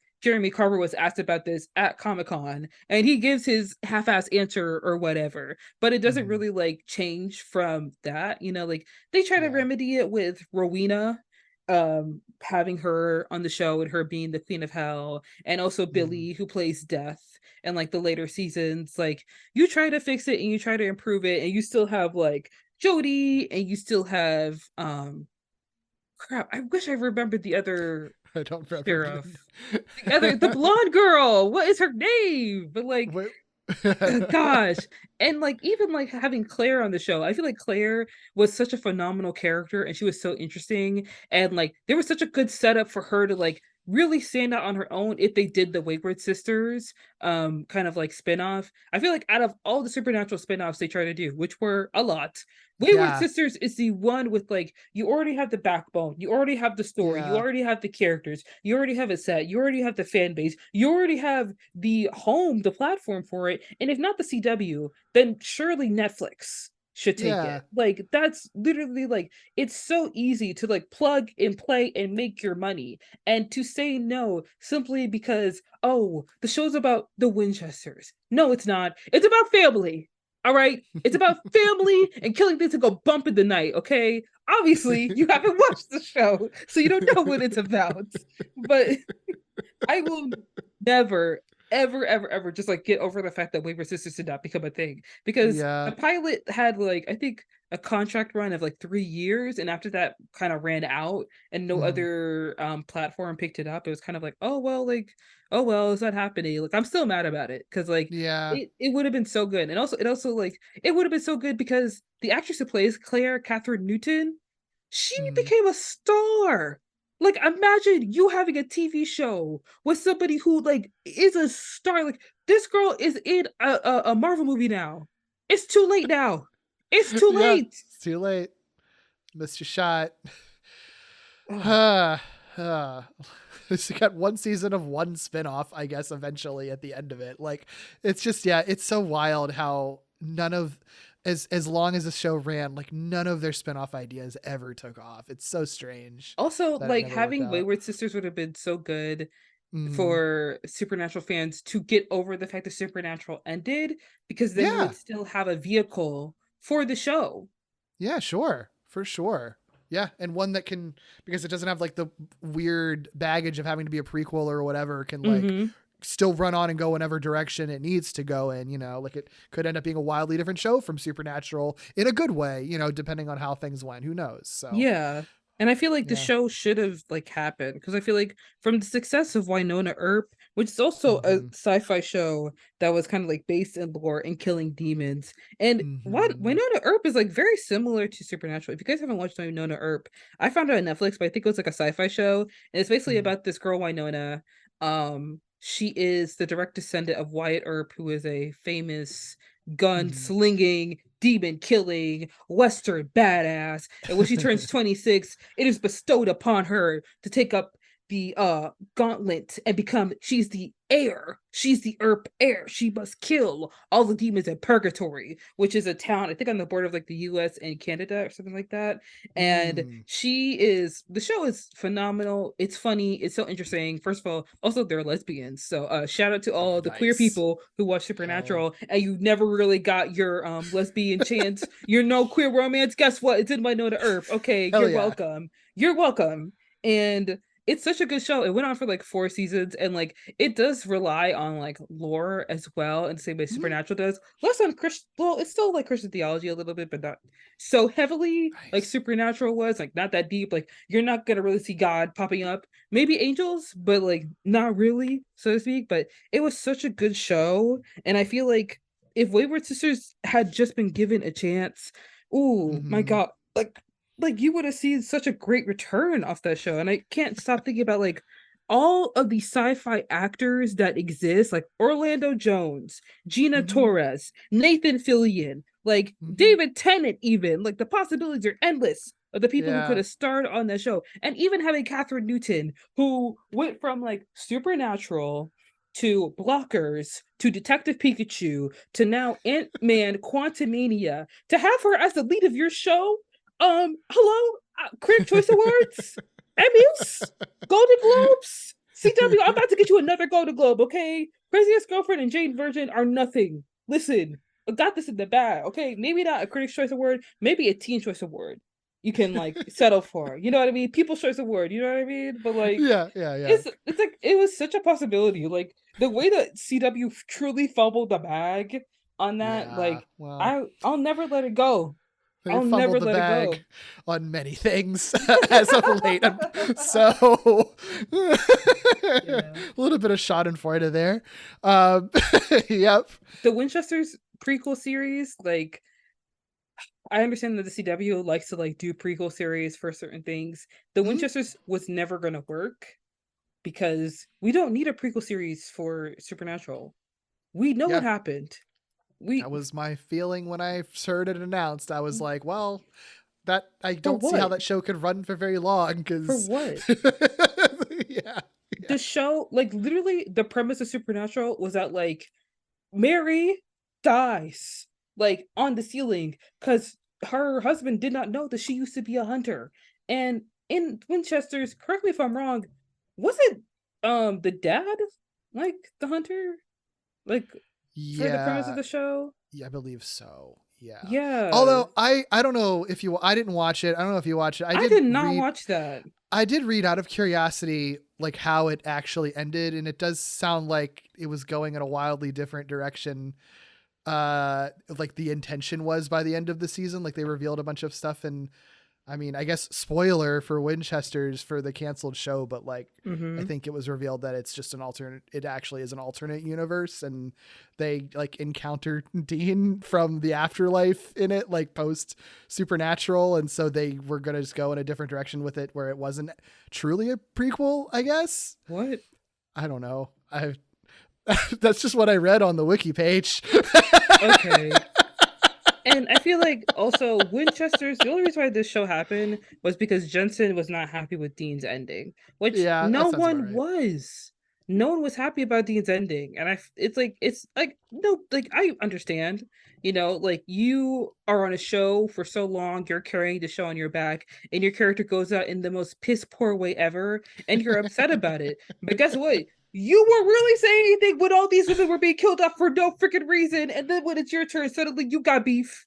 Suddenly you have an issue. Like, okay, like I understand you're mad. I understand you're upset. And then like Jared going from like being on Supernatural to another CW property, like right after it. It's like quitting a job and having another job lined up. That's like just the same. Like it's like leaving your job at like a bakery and going to like just a different bakery. It's the same thing, babe. It's the same thing, babe. You wake up 6 a.m. and you're baking that bread. You gotta proof the bread. You gotta ice the cakes. Like nothing changed really. And also like the Winchesters, like it didn't look good. I'm just gonna say that like a lot of the actors they hired were new actors, but they also, I don't know how to explain this. They give me very much Disney Channel vibes. Like very much like you were casted in a show out of a casting call in a mall. Like that's what this is giving me. Like you look like an actor. That's what it is. You look like an actor. You look like an actor. That's so like, funny. You do. Like there are some people that don't look like actors. Like Frances McDormand, she doesn't look like an actor. She's an every woman. She's just there. She's chilling. Daniel Craig, sure, he looks like an actor, but he sometimes doesn't look like an actor. And then there's people like Ryan Reynolds. He looks like an actor. You see this guy, he's like, yeah, that's an actor. Who's the other guy? I don't know. Jay Ellis from Insecure, and also Tom Maverick. Not Tom Maverick. What's the movie? With Tom Cruise? Oh, Tom Cruise with Top Gun Maverick. Top Gun Maverick. Yes, Jay Ellis from Insecure and Top Gun Maverick. He looks like an actor. Like he's attractive, but he looks like an actor. You know, if you're doing a prequel series, maybe you should like stick to the source material. Also, you don't have to stick to the source material. We know the source material. We know what happened. We know the background on the Winchesters. We don't really need to watch this again. Like the show went on for 15 seasons. Like, Jensen, why are we doing this? Why are we doing this, my guy? Like when you first started Supernatural, they wanted you to be Hawkeye. You mean to tell me you can't pick up the phone and get a contact to Marvel and get your butt in the next Disney Plus series? You mean to tell me that can't happen? Be for real right now. Look me in my eyes. Be honest. Like you're on The Boys. We don't need this. Oh my God. Well, let's talk about an actual good episode of Supernatural. Although we got through, I mean, really, honestly, I think we talked about the majority of like the best stuff from it, really. Because at a certain point, like one of a smart twist that this episode has that I think is really clever is the idea that like one thing that makes them being in this alternate reality so important is that if they're in a reality that's basically our reality, there's, as far as we know, no magic or supernatural things in real life, which means that like they can't simply cast a spell and go home. But that also means when like the angel hitman shows up to attack them, he also like doesn't have angel powers because like there's no angel magic here. So like he can only just like fight them. They only can like fight like dudes. Look, I was up all night looking online. There's no sign that anything like the apocalypse happened here, ever.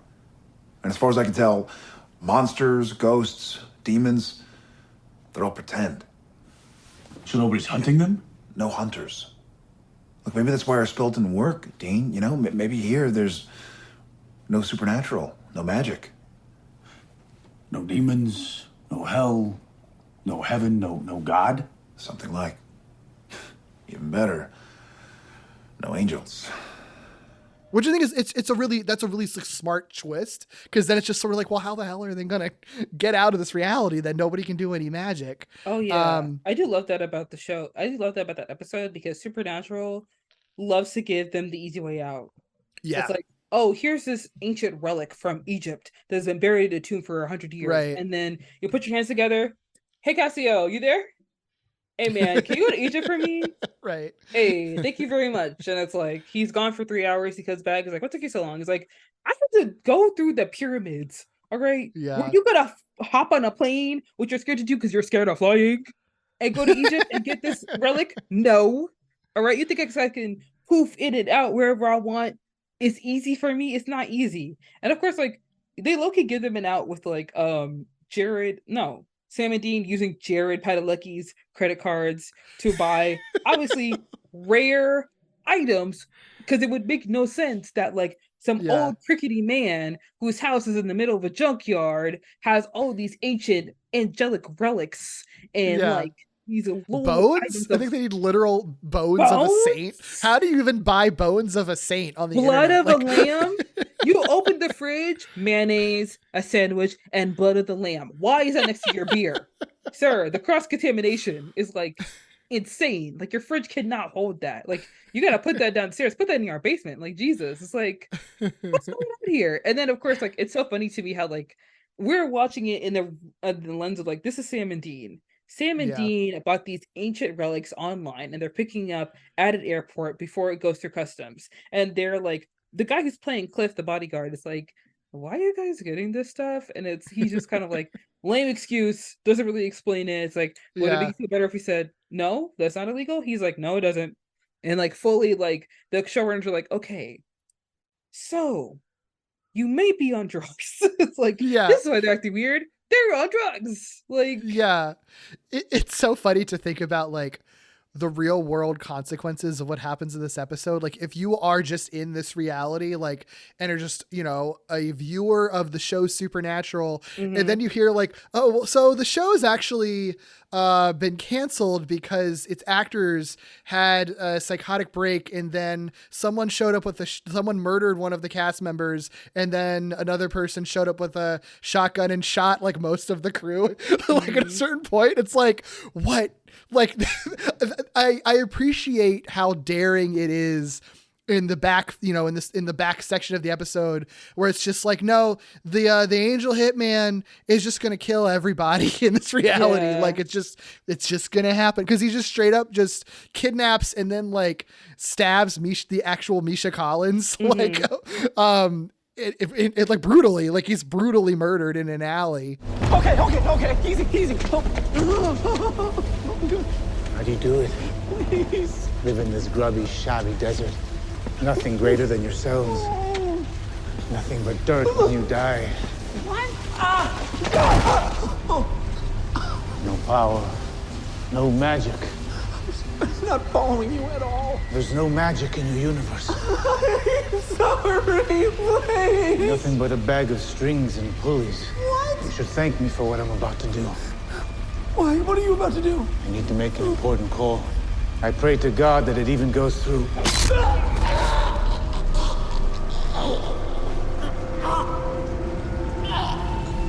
This is what I've been reduced to. Oh, that's so funny when like Genevieve is fully like sobbing because like her friend is died, and then Sam and Dean are like, where? And she's like, where?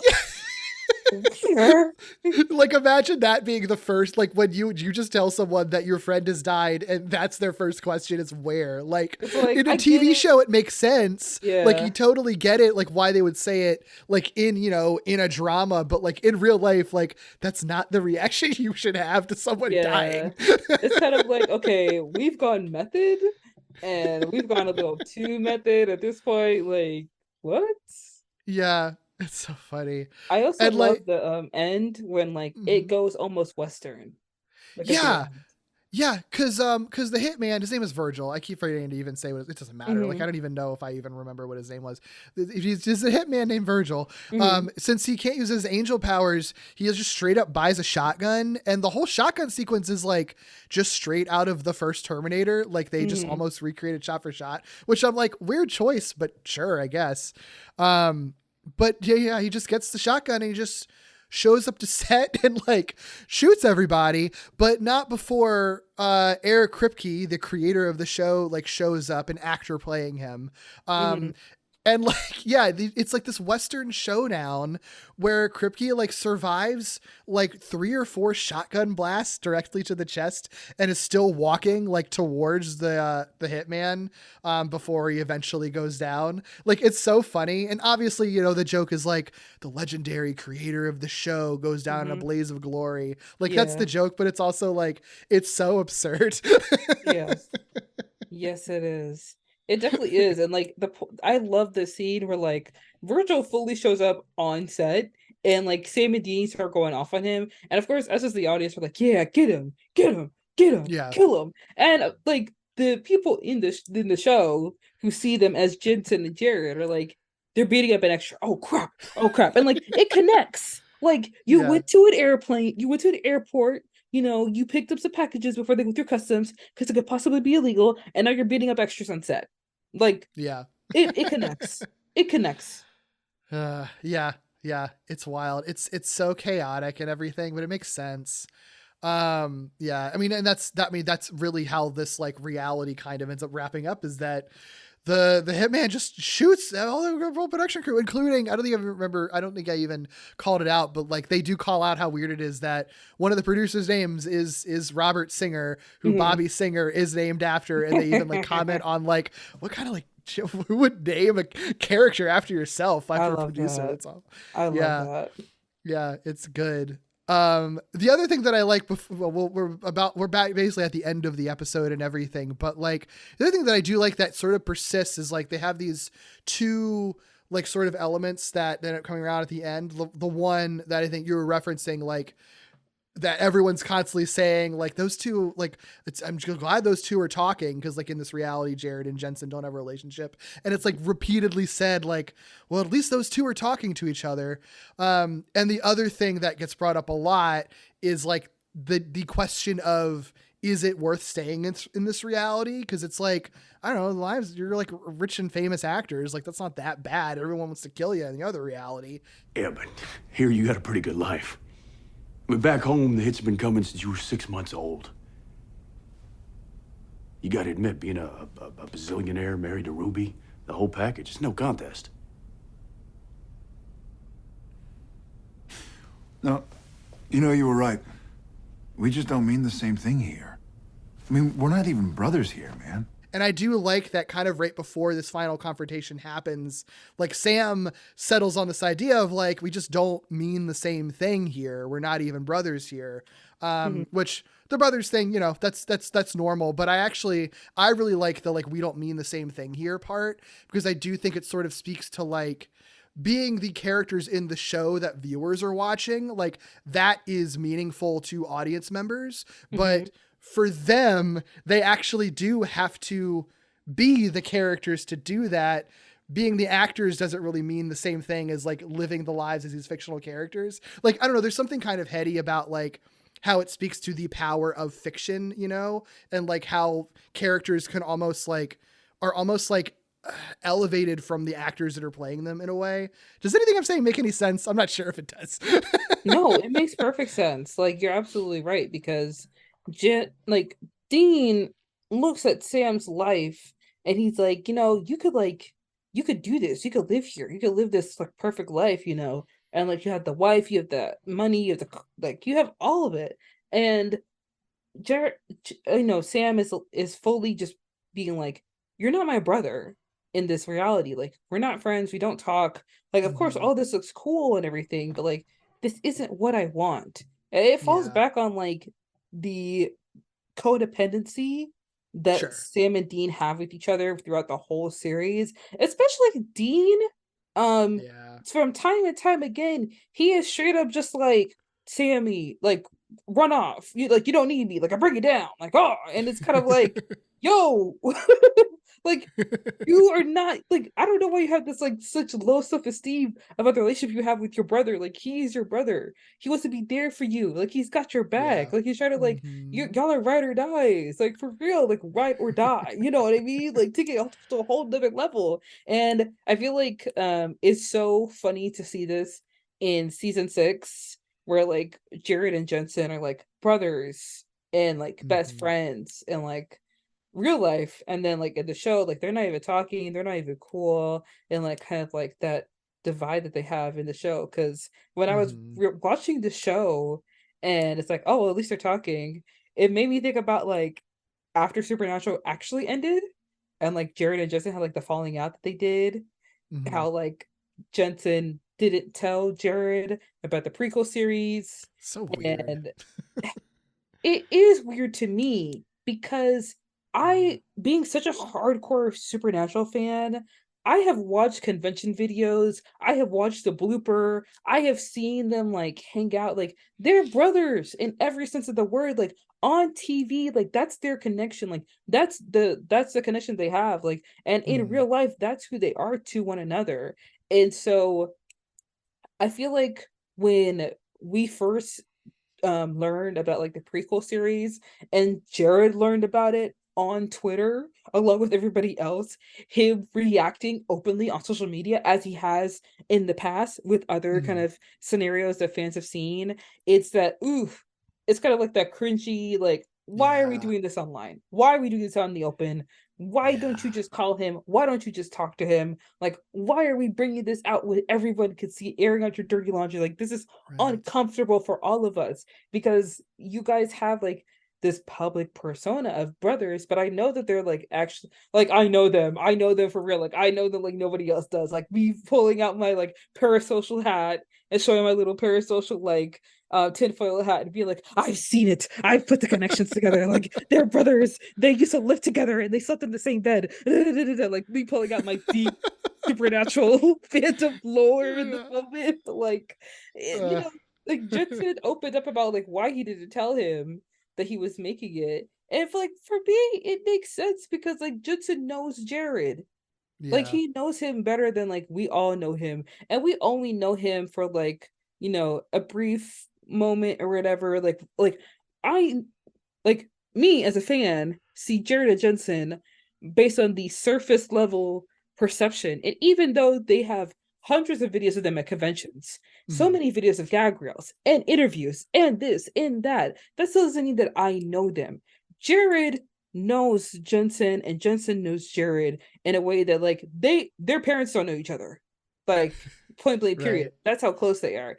And Jensen, he said this in like an interview. He basically said that he was like superstitious when it came to a few things, and that like they don't talk about auditions until like you get a role, and it was kind of like unwritten. It wasn't a done deal, and Winchester's was like his first venture into like creating and producing content, and he didn't want to jinx it, so he didn't tell a lot of people, and he wanted to tell Jared, like he wanted to like let Jared know, and of course Jared was upset, he was bummed, and like Jensen felt bad, of course, but like he let him know that like this was happening. It was early in the process. It was a done deal.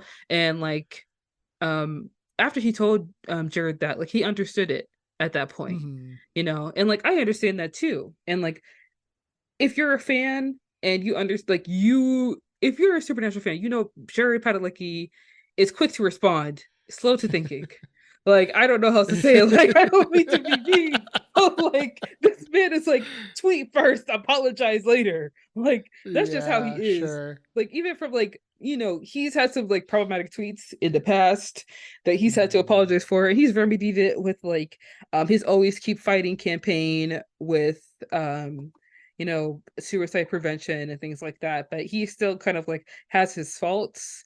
And I think like him kind of like reacting first, like at a turn, it's just kind of like it's people are like, is Jared being Jared? But it's also like, you're a grown-ass man. You can't call your friend and be like, what up, brother? I heard you got a new show. That's great. And I understand like they're really, Jared and Jensen are so attached to these characters because like this is one of the yeah. first roles that they got like in acting, like in Hollywood. And like Jensen sees Dean as like a part of him.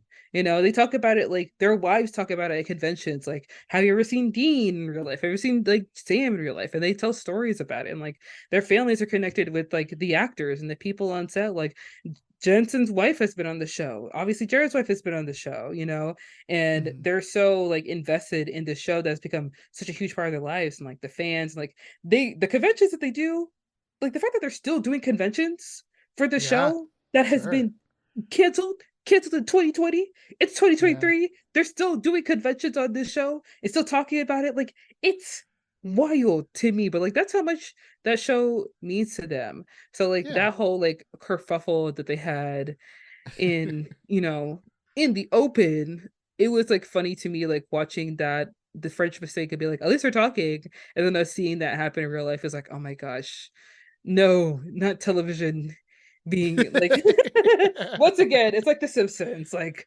once again, you've predicted the future. Right. Oh my gosh, it's so weird. Yeah, I mean, yeah. So that speaks a lot to like both the real life and the show at the same time. It's so interesting. And like the episode wraps up really quickly, honestly, because like after this big shootout, like Sam and Dean get like basically essentially like summoned through that gate because Raphael is actually activating it from his end where angel magic is real. So he's able to summon them right back to their real reality. And the way they get pulled back is like in the exact same like kind of freeze frame cut to commercial that was suggested at the beginning of the episode and like shot down, which is a really funny, callback. Yeah. And then, so I mean, they're back now. I mean, the rest of the episode is just like your main season 6 story stuff, just wrapping up like, oh, they were actually a diversion. And while Raphael was chasing them, Castiel got all the angelic weapons that the key was to, whatever. Like, it's stuff that's useful for the future, but it's just your sort of, clean up the what little plot that there was right at the end, which and I don't mean that as a criticism or anything. I think I'm glad that they sort of let the plot be very minimal and it's just like a little bit at the beginning, a little bit at the end, everything else just fun little references and antics, and that's fine. Oh yeah, I also like that like all meta episodes are kind of, I don't know how to say this, but like we basically tie up the loose ends because like there have been fans that have asked like, can we get like a French mistake too? And it's like, no, you can't. Everybody in that reality is dead. The show has been canceled. It was probably a tragedy. And it's over. Like the show, like probably they canned season 6 and fully just like season 1, season 5 is all that is left of Supernatural. Like if you were to do a French mistake number 2, you would have to like make up a reality where Jensen and Jared truly are not friends anymore and they're all doing their own thing. And like Jensen is now playing Hawkeye in Marvel and Jared is like doing something else. Like if you want to do a French mistake 2, I mean, sure, we could try and do that. We could figure it out, but like also bringing in the fact that like they have kids and like having those kids on set, like maybe not. But I like the fact that like whenever Supernatural does like meta episodes, it is very much like let's put the plot here. Yeah, let's let people know like here we are continuing the story, and then like meta, jokey, fun, and at the very end we bring it back to the plot. Because if you're just someone who's like, like maybe your friend tells you about the show Supernatural, like, oh my gosh, you have to watch this episode where like there are fairies and this guy, he throws a fairy in the microwave and he slits the microwave shut and the fairy explodes and there's like a leprechaun and there's like UFOs and like you can watch that episode and not know whatever the heck is going on in other seasons, the rest of the seasons of the show, because it doesn't matter. We're here for the UFOs and the fairies and the freaking leprechaun. Okay, that's what I'm here for. I'm here for the Scooby-Doo. I'm here for the Monster Mash. I'm here for the changing channels hemorrhoid commercial. Like that's what we're here to do. We're here to have fun and goof off.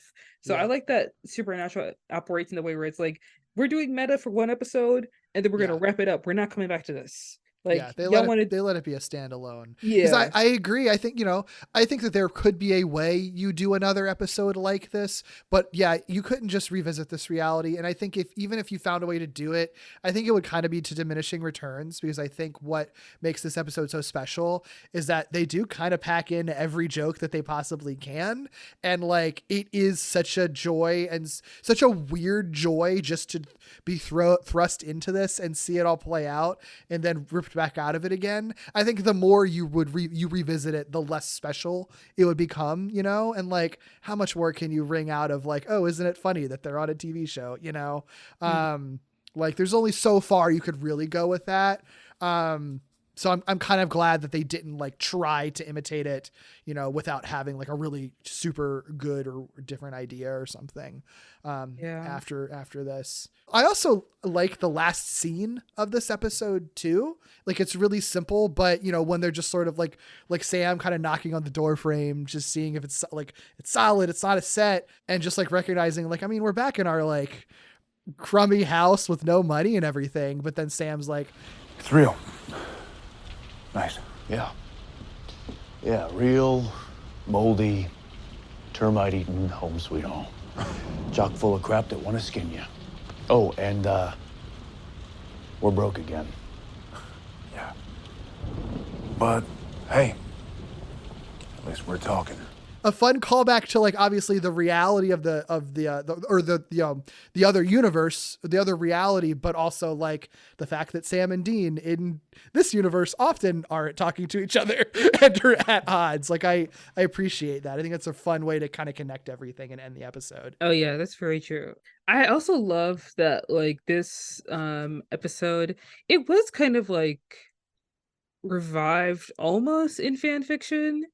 Because sure, yeah, a little bit, because like it's still like the meta, but of course it's based on like the books that Chuck Shirley, or aka Carver Edlund, did, which I think was like so funny that like of course there would be some kid who found like these old books in their library and became obsessed with them and created a little group in their school, and then you wrote a whole musical on it, and of course Sam and Dean would be hunting some kind of monster in the very same town this musical is being held. Like it is almost clandestine, like it's almost written predestined in the stars. Like I can't stop thinking about that episode, because like it's just another example of like going super meta, because like other meta episodes in not meta, but like other like jokey, funny, like goofy episodes the Supernatural has done has just been for like kind of like shits and giggles, like just for kicks. Like season 7 Time for a Wedding, or Scooby-Doo episode, it's like, oh, let's just do this just to have fun, let's just do this to goof off. And then fan fiction is like, no, let's look within ourselves and let's do the meta thing again, and let's try it one more time, because that was a lot of fun. It's kind of like, okay, we keep talking about the French mistake, let's do a nice callback from like season 4, if you guys can remember this, because it was so interesting how like consistent it was, like we said before, like with like the books, and then like meeting Becky, and then the convention, and then we did French mistake, and then like throwing in fan fiction, which is kind of like a hey babe, guess what, we're going meta. It's almost like almost like a little like epilogue to the meta like arc that they originally were on. Because there isn't much else that you can do with being like meta in the show. Like fans have wanted it for so long, but it's like, what other way can we do it? Like we did the book, we did the convention, we did the TV show, so like guess a musical episode, right? I mean, I guess if you guys want it, I mean, nobody can really. Okay. Just the progression of like how Supernatural did meta stuff is so fascinating, and just so fascinating to look back at and analyze. I also think like funny. It's so smart too, the way that Supernatural does it. Like they do it in universe, and they do it in a way that makes sense, and they keep it nice and tight, and they wrap it up, and it's not too like, it's not out of character, so to speak. It's not out of what is it? What's the word I'm looking for? Out of canon, out of continuity. Canon. Yes, canon. Cool. Because there are other shows that do like musical. I don't know why, but for some reason there have been a parade of like musical episodes that people have been doing. Like, Dear White People did one, Transparent did one. You Riverdale have musical episodes with like Heathers and Grease and blah blah blah, and it doesn't make sense. It doesn't make sense for a bunch of high school students to start singing Heathers in their diner. It doesn't make sense. But what does make sense is for two guys who are hunting a monster to happen upon a musical based off a book on their lives that they already have established previously in the show. That makes sense. That works. And it also works in a way where it's like it stays there and then we leave it there. You know, for it to come back, it of course it does, because found footage, found content, like like old things become new, old things that people like, they are revived and they are re-entered into like the mainstream. Like everybody, when Jennifer's Body came out, not a lot of people liked it, and then suddenly it has this huge revival and everybody loves this movie. Everybody loves Jennifer's Body. It is a cult classic. It is beloved. Like, of course, like this book series that not many people knew about and not many people read and not many people liked and didn't even know that God was really writing these books would be revived by some random girl who's also obsessed with Orphan Black and would read this book and then be like, yeah, I'm gonna make a musical out of it, so what? Like, yeah, of course, like, why not? Like, me and my friends, me and my best pals, like, all female production, let's do it. Like, and it's another like it's another like a form of fan service. Like, here are our fans who are smart, capable, love the things that we make, and are able to translate it into something even better. Because fans do that stuff all the time with like fan made videos, and like there are plenty of fans who have like made songs about Supernatural. So like, if you're gonna add fan fiction, of course, so like fully having a show called fan fiction and making it a musical, like, yes, it's like we see you, you, and we appreciate you. Yeah, it really is. I think one of the coolest thing that Supernatural did as a TV show was just finding a way to break its own reality without breaking its own reality. Like being able to do this stuff in universe is so, it's just like I can't fathom like how they were able to pull it off when they did. And I know that it wasn't like fully pre-planned, like like it kind of just worked out as it went along. And it's just so cool to have seen that, and you get so much cool stuff out of it, so many great like episodes. Like, this is the kind of thing, like, I know plenty of people who only know Supernatural as like that weird CW show that somehow ran 15 seasons that they never watched. And it's like the innovative stuff that this show did, I think is in these meta episodes. Like, I mean, not to say that the show did plenty of good stuff, but like the truly innovative things that it did for television that very few shows have really been able to replicate, or if ever, is like just how they handled the meta side that they had. That would have been wildly unexpected if you were, watching the show in season 1, that it ever would have gone in this direction. It's so cool to see it and then see it culminate in like an episode like this, Did you have any other closing thoughts about The French Mistake or anything before we sort of wrap up the conversation? I think it's almost ironic that we're talking about The French Mistake, because when I think about like the real birth of like Supernatural doing like these episodes that are not only like meta but like funny and like kind of joking, and I think you're right, Supernatural is a show where like you are two guys going after scarecrows, demons, the Hook Man, Bloody Mary, hellhounds. These are things of myth and legend and lore. Like, these are things that are not real, quote unquote, in like our real world. So of course you would then like be like, okay, you know what? Sure, demons are in this world, but if demons also exist, what if there was a insert weird thing here? What if there was a guy who wrote books about Sam and Dean's life to the T in which it happened? What if there was an instance where every single day Sam wakes up, it's Tuesday, and Dean dies? What if that happens? What if Croatoan was a real place and we figure out what happened at Croatoan? Like, Supernatural in its own element knows what it's doing. It understands what kind of show it is. And so they take the liberties that they can in that show because it makes sense. Like that's their genre. Like their genre is like things of myth and legend and lore. So we could do myth and legend and lore and leprechauns because that's what we do here. Like that's simply all it is. And I think that the real birth of like Supernatural going towards these kind of episodes where it's poking fun at itself was in season 3, which is the season during the 2007 writer strike, and famously like the shortest season of Supernatural. But just about every episode in season 3 is kind of like a joke episode, so to That's speak. actually Like kind of true. Now that I think yeah, about it, like yeah.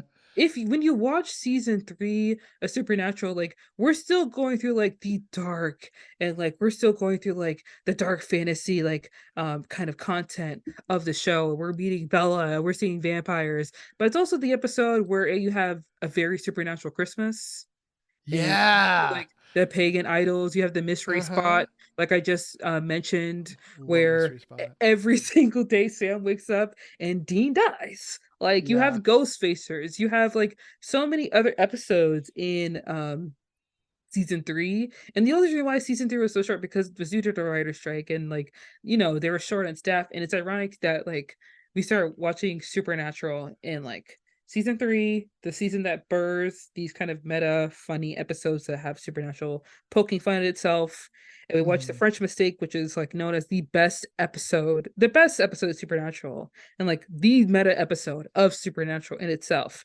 And we're watching this in 2023 in the middle of an actual writer strike that is going on right now and still ongoing, which I found to be I found to be very funny and like very like, you know, like Yeah, that is actually, I didn't even think about that, but that is very true. The show, wow, yeah. This show, if it had lasted for just a couple more years, it would have been going through 2 different writers' strikes. That's so wild. Oh, that's so true. Yeah. Yeah. And yeah, imagine wow. what would even be happening in the show. Oh my God. Yeah, Like what would seriously. even be like taking place? Like maybe at that point we would see more of Jody and the blonde sheriff. I still can't remember her name. Oh my I gosh. wish I could Donna. help ya.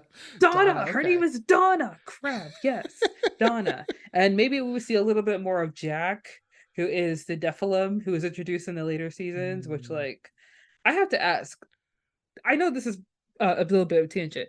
Honestly, be honest, be real with me. What are your opinions on Jack? I didn't get far enough to see anything with him. So I Okay. have no opinions other than the only opinion that I have is that, you know, vaguely keeping track like of what's happening in Supernatural just in the broadest senses without actually really watching that much. I've seen like random episodes of like beyond like season 10 or whatever, but I never saw a single one with him in it. I always felt weird that I finally started seeing other faces other than like Sam, Dean, and Castiel on like marketing and posters and stuff. And they added a 4th character and it was somehow another white guy. Like, and I was just like, really? Like you're adding more main characters and you're still just keeping it just to be another like young, traditionally attractive white guy. Okay. That was my own, that's my whole opinion is why really, I don't know anything about him otherwise. So no opinion, I guess. Yeah. I mean, overall, I liked his character. I thought he was interesting, but you know, you're right. It is just another white guy introduced into the show, and like, you know, like a new character is a new character. We're gonna give him a chance. Let's see what he does. Sure. But they did introduce more characters, but of course, you know, sidelined for the main plot, which are the Winchesters, and also like low-key sucks that like Misha Collins became a reoccurring character just for them to sideline him like oh boy majority of the time in the show. Like he's an ended, I guess. angel. Like you guys don't need an angel on your side? Are you kidding me right now? Have you seen your life? Have you seen your life? Okay. Oh my God. There's so much to talk about with Supernatural, isn't there? Truly, like it's never ending a pit of conversation from this show that ran for 15 seasons. Oh boy. It's been fun though. Thank you so much. This was really great. And honestly, you provided some insights that I wouldn't have had just because I've been so tapped out of the Supernatural fandom for so long. So very helpful for that context. Thank you. Yeah, you're so welcome. I am your resident Supernatural expert. If you meet anybody who's actually been to a Supernatural convention though, they do know more than me and they will probably fight me for saying that. So, take that with a grain of salt. But like for this instance, for this podcast, I am your Supernatural expert. Absolutely. Well, thank you so much again. If people want to find you and everything that you're working on, where are the best places to find you? I would say the main project that I'm focused on right now is my podcast. It's called I've Been Meaning to Watch That. It's basically a podcast for people who love watching movies that have a 17% on Rotten Tomatoes, or maybe you're someone whose Netflix watch list has like 1,000 titles in it. Or if you're someone where you see a new movie coming out and you're like, I want to watch that, I'm going to see it. And when you do have the time and the money to see it, it's already on streaming or it's on Blu-ray or it's gone and you cannot watch it anymore and you forget about it. Anyways, like if you fall into any of those categories, you should listen to my podcast. Once again, it's called I've Been Meaning to Watch That. You can find us on anywhere you find podcasts. You can follow us on Instagram and Twitter and TikTok, and feel free to listen, share with your friends. And I mean, that's mainly what I'm doing at this moment. I used to like stream on Twitch and everything like that, but like mama got a job. So sure. she can't be doing all that anymore. So please follow my podcasts and join our Patreon for exclusive behind the scenes videos. We do record full videos of the podcast, and the full videos are only available on the Patreon. If you want clips, look on Instagram. If you want highlights, look on YouTube. And that's about it. Heck yeah. Awesome. Yeah, definitely check that out. Well, thank you again. If you want to find me, you can find me on Twitter at Derek B. Gale, or on my other podcasts, Walloping Web Snappers, a Spider-Man podcast, which does deep dives into every Spider-Man cartoon ever made, and Falling with Style, an ongoing Pixar movie marathon where we dove into every Pixar film chronologically. If you want to support this show by giving us a little tip, you can buy me a coffee at ko-fi.com/gimmickspod. You can also follow the podcast at GimmicksPod on Twitter and Instagram for some extra goodies, and email me your questions, feedback, and corrections to gimmicspodcast@gmail.com. Of course, please rate, review, and subscribe on all podcast platforms. And until next time, friends, keep being weird. Throw out your hands, stick out your tush, hands on your hips, give them a push. You'll be surprised you're doing the French mistake. Voila! Come on, try it, move those feet along. 15 million Frenchmen can't be wrong. Whee! Throw out your hands, stick out your tush, hands on your hips, give them a push. You'll be surprised you're doing the French mistake. Voila! If there's a key, there must also be a lock.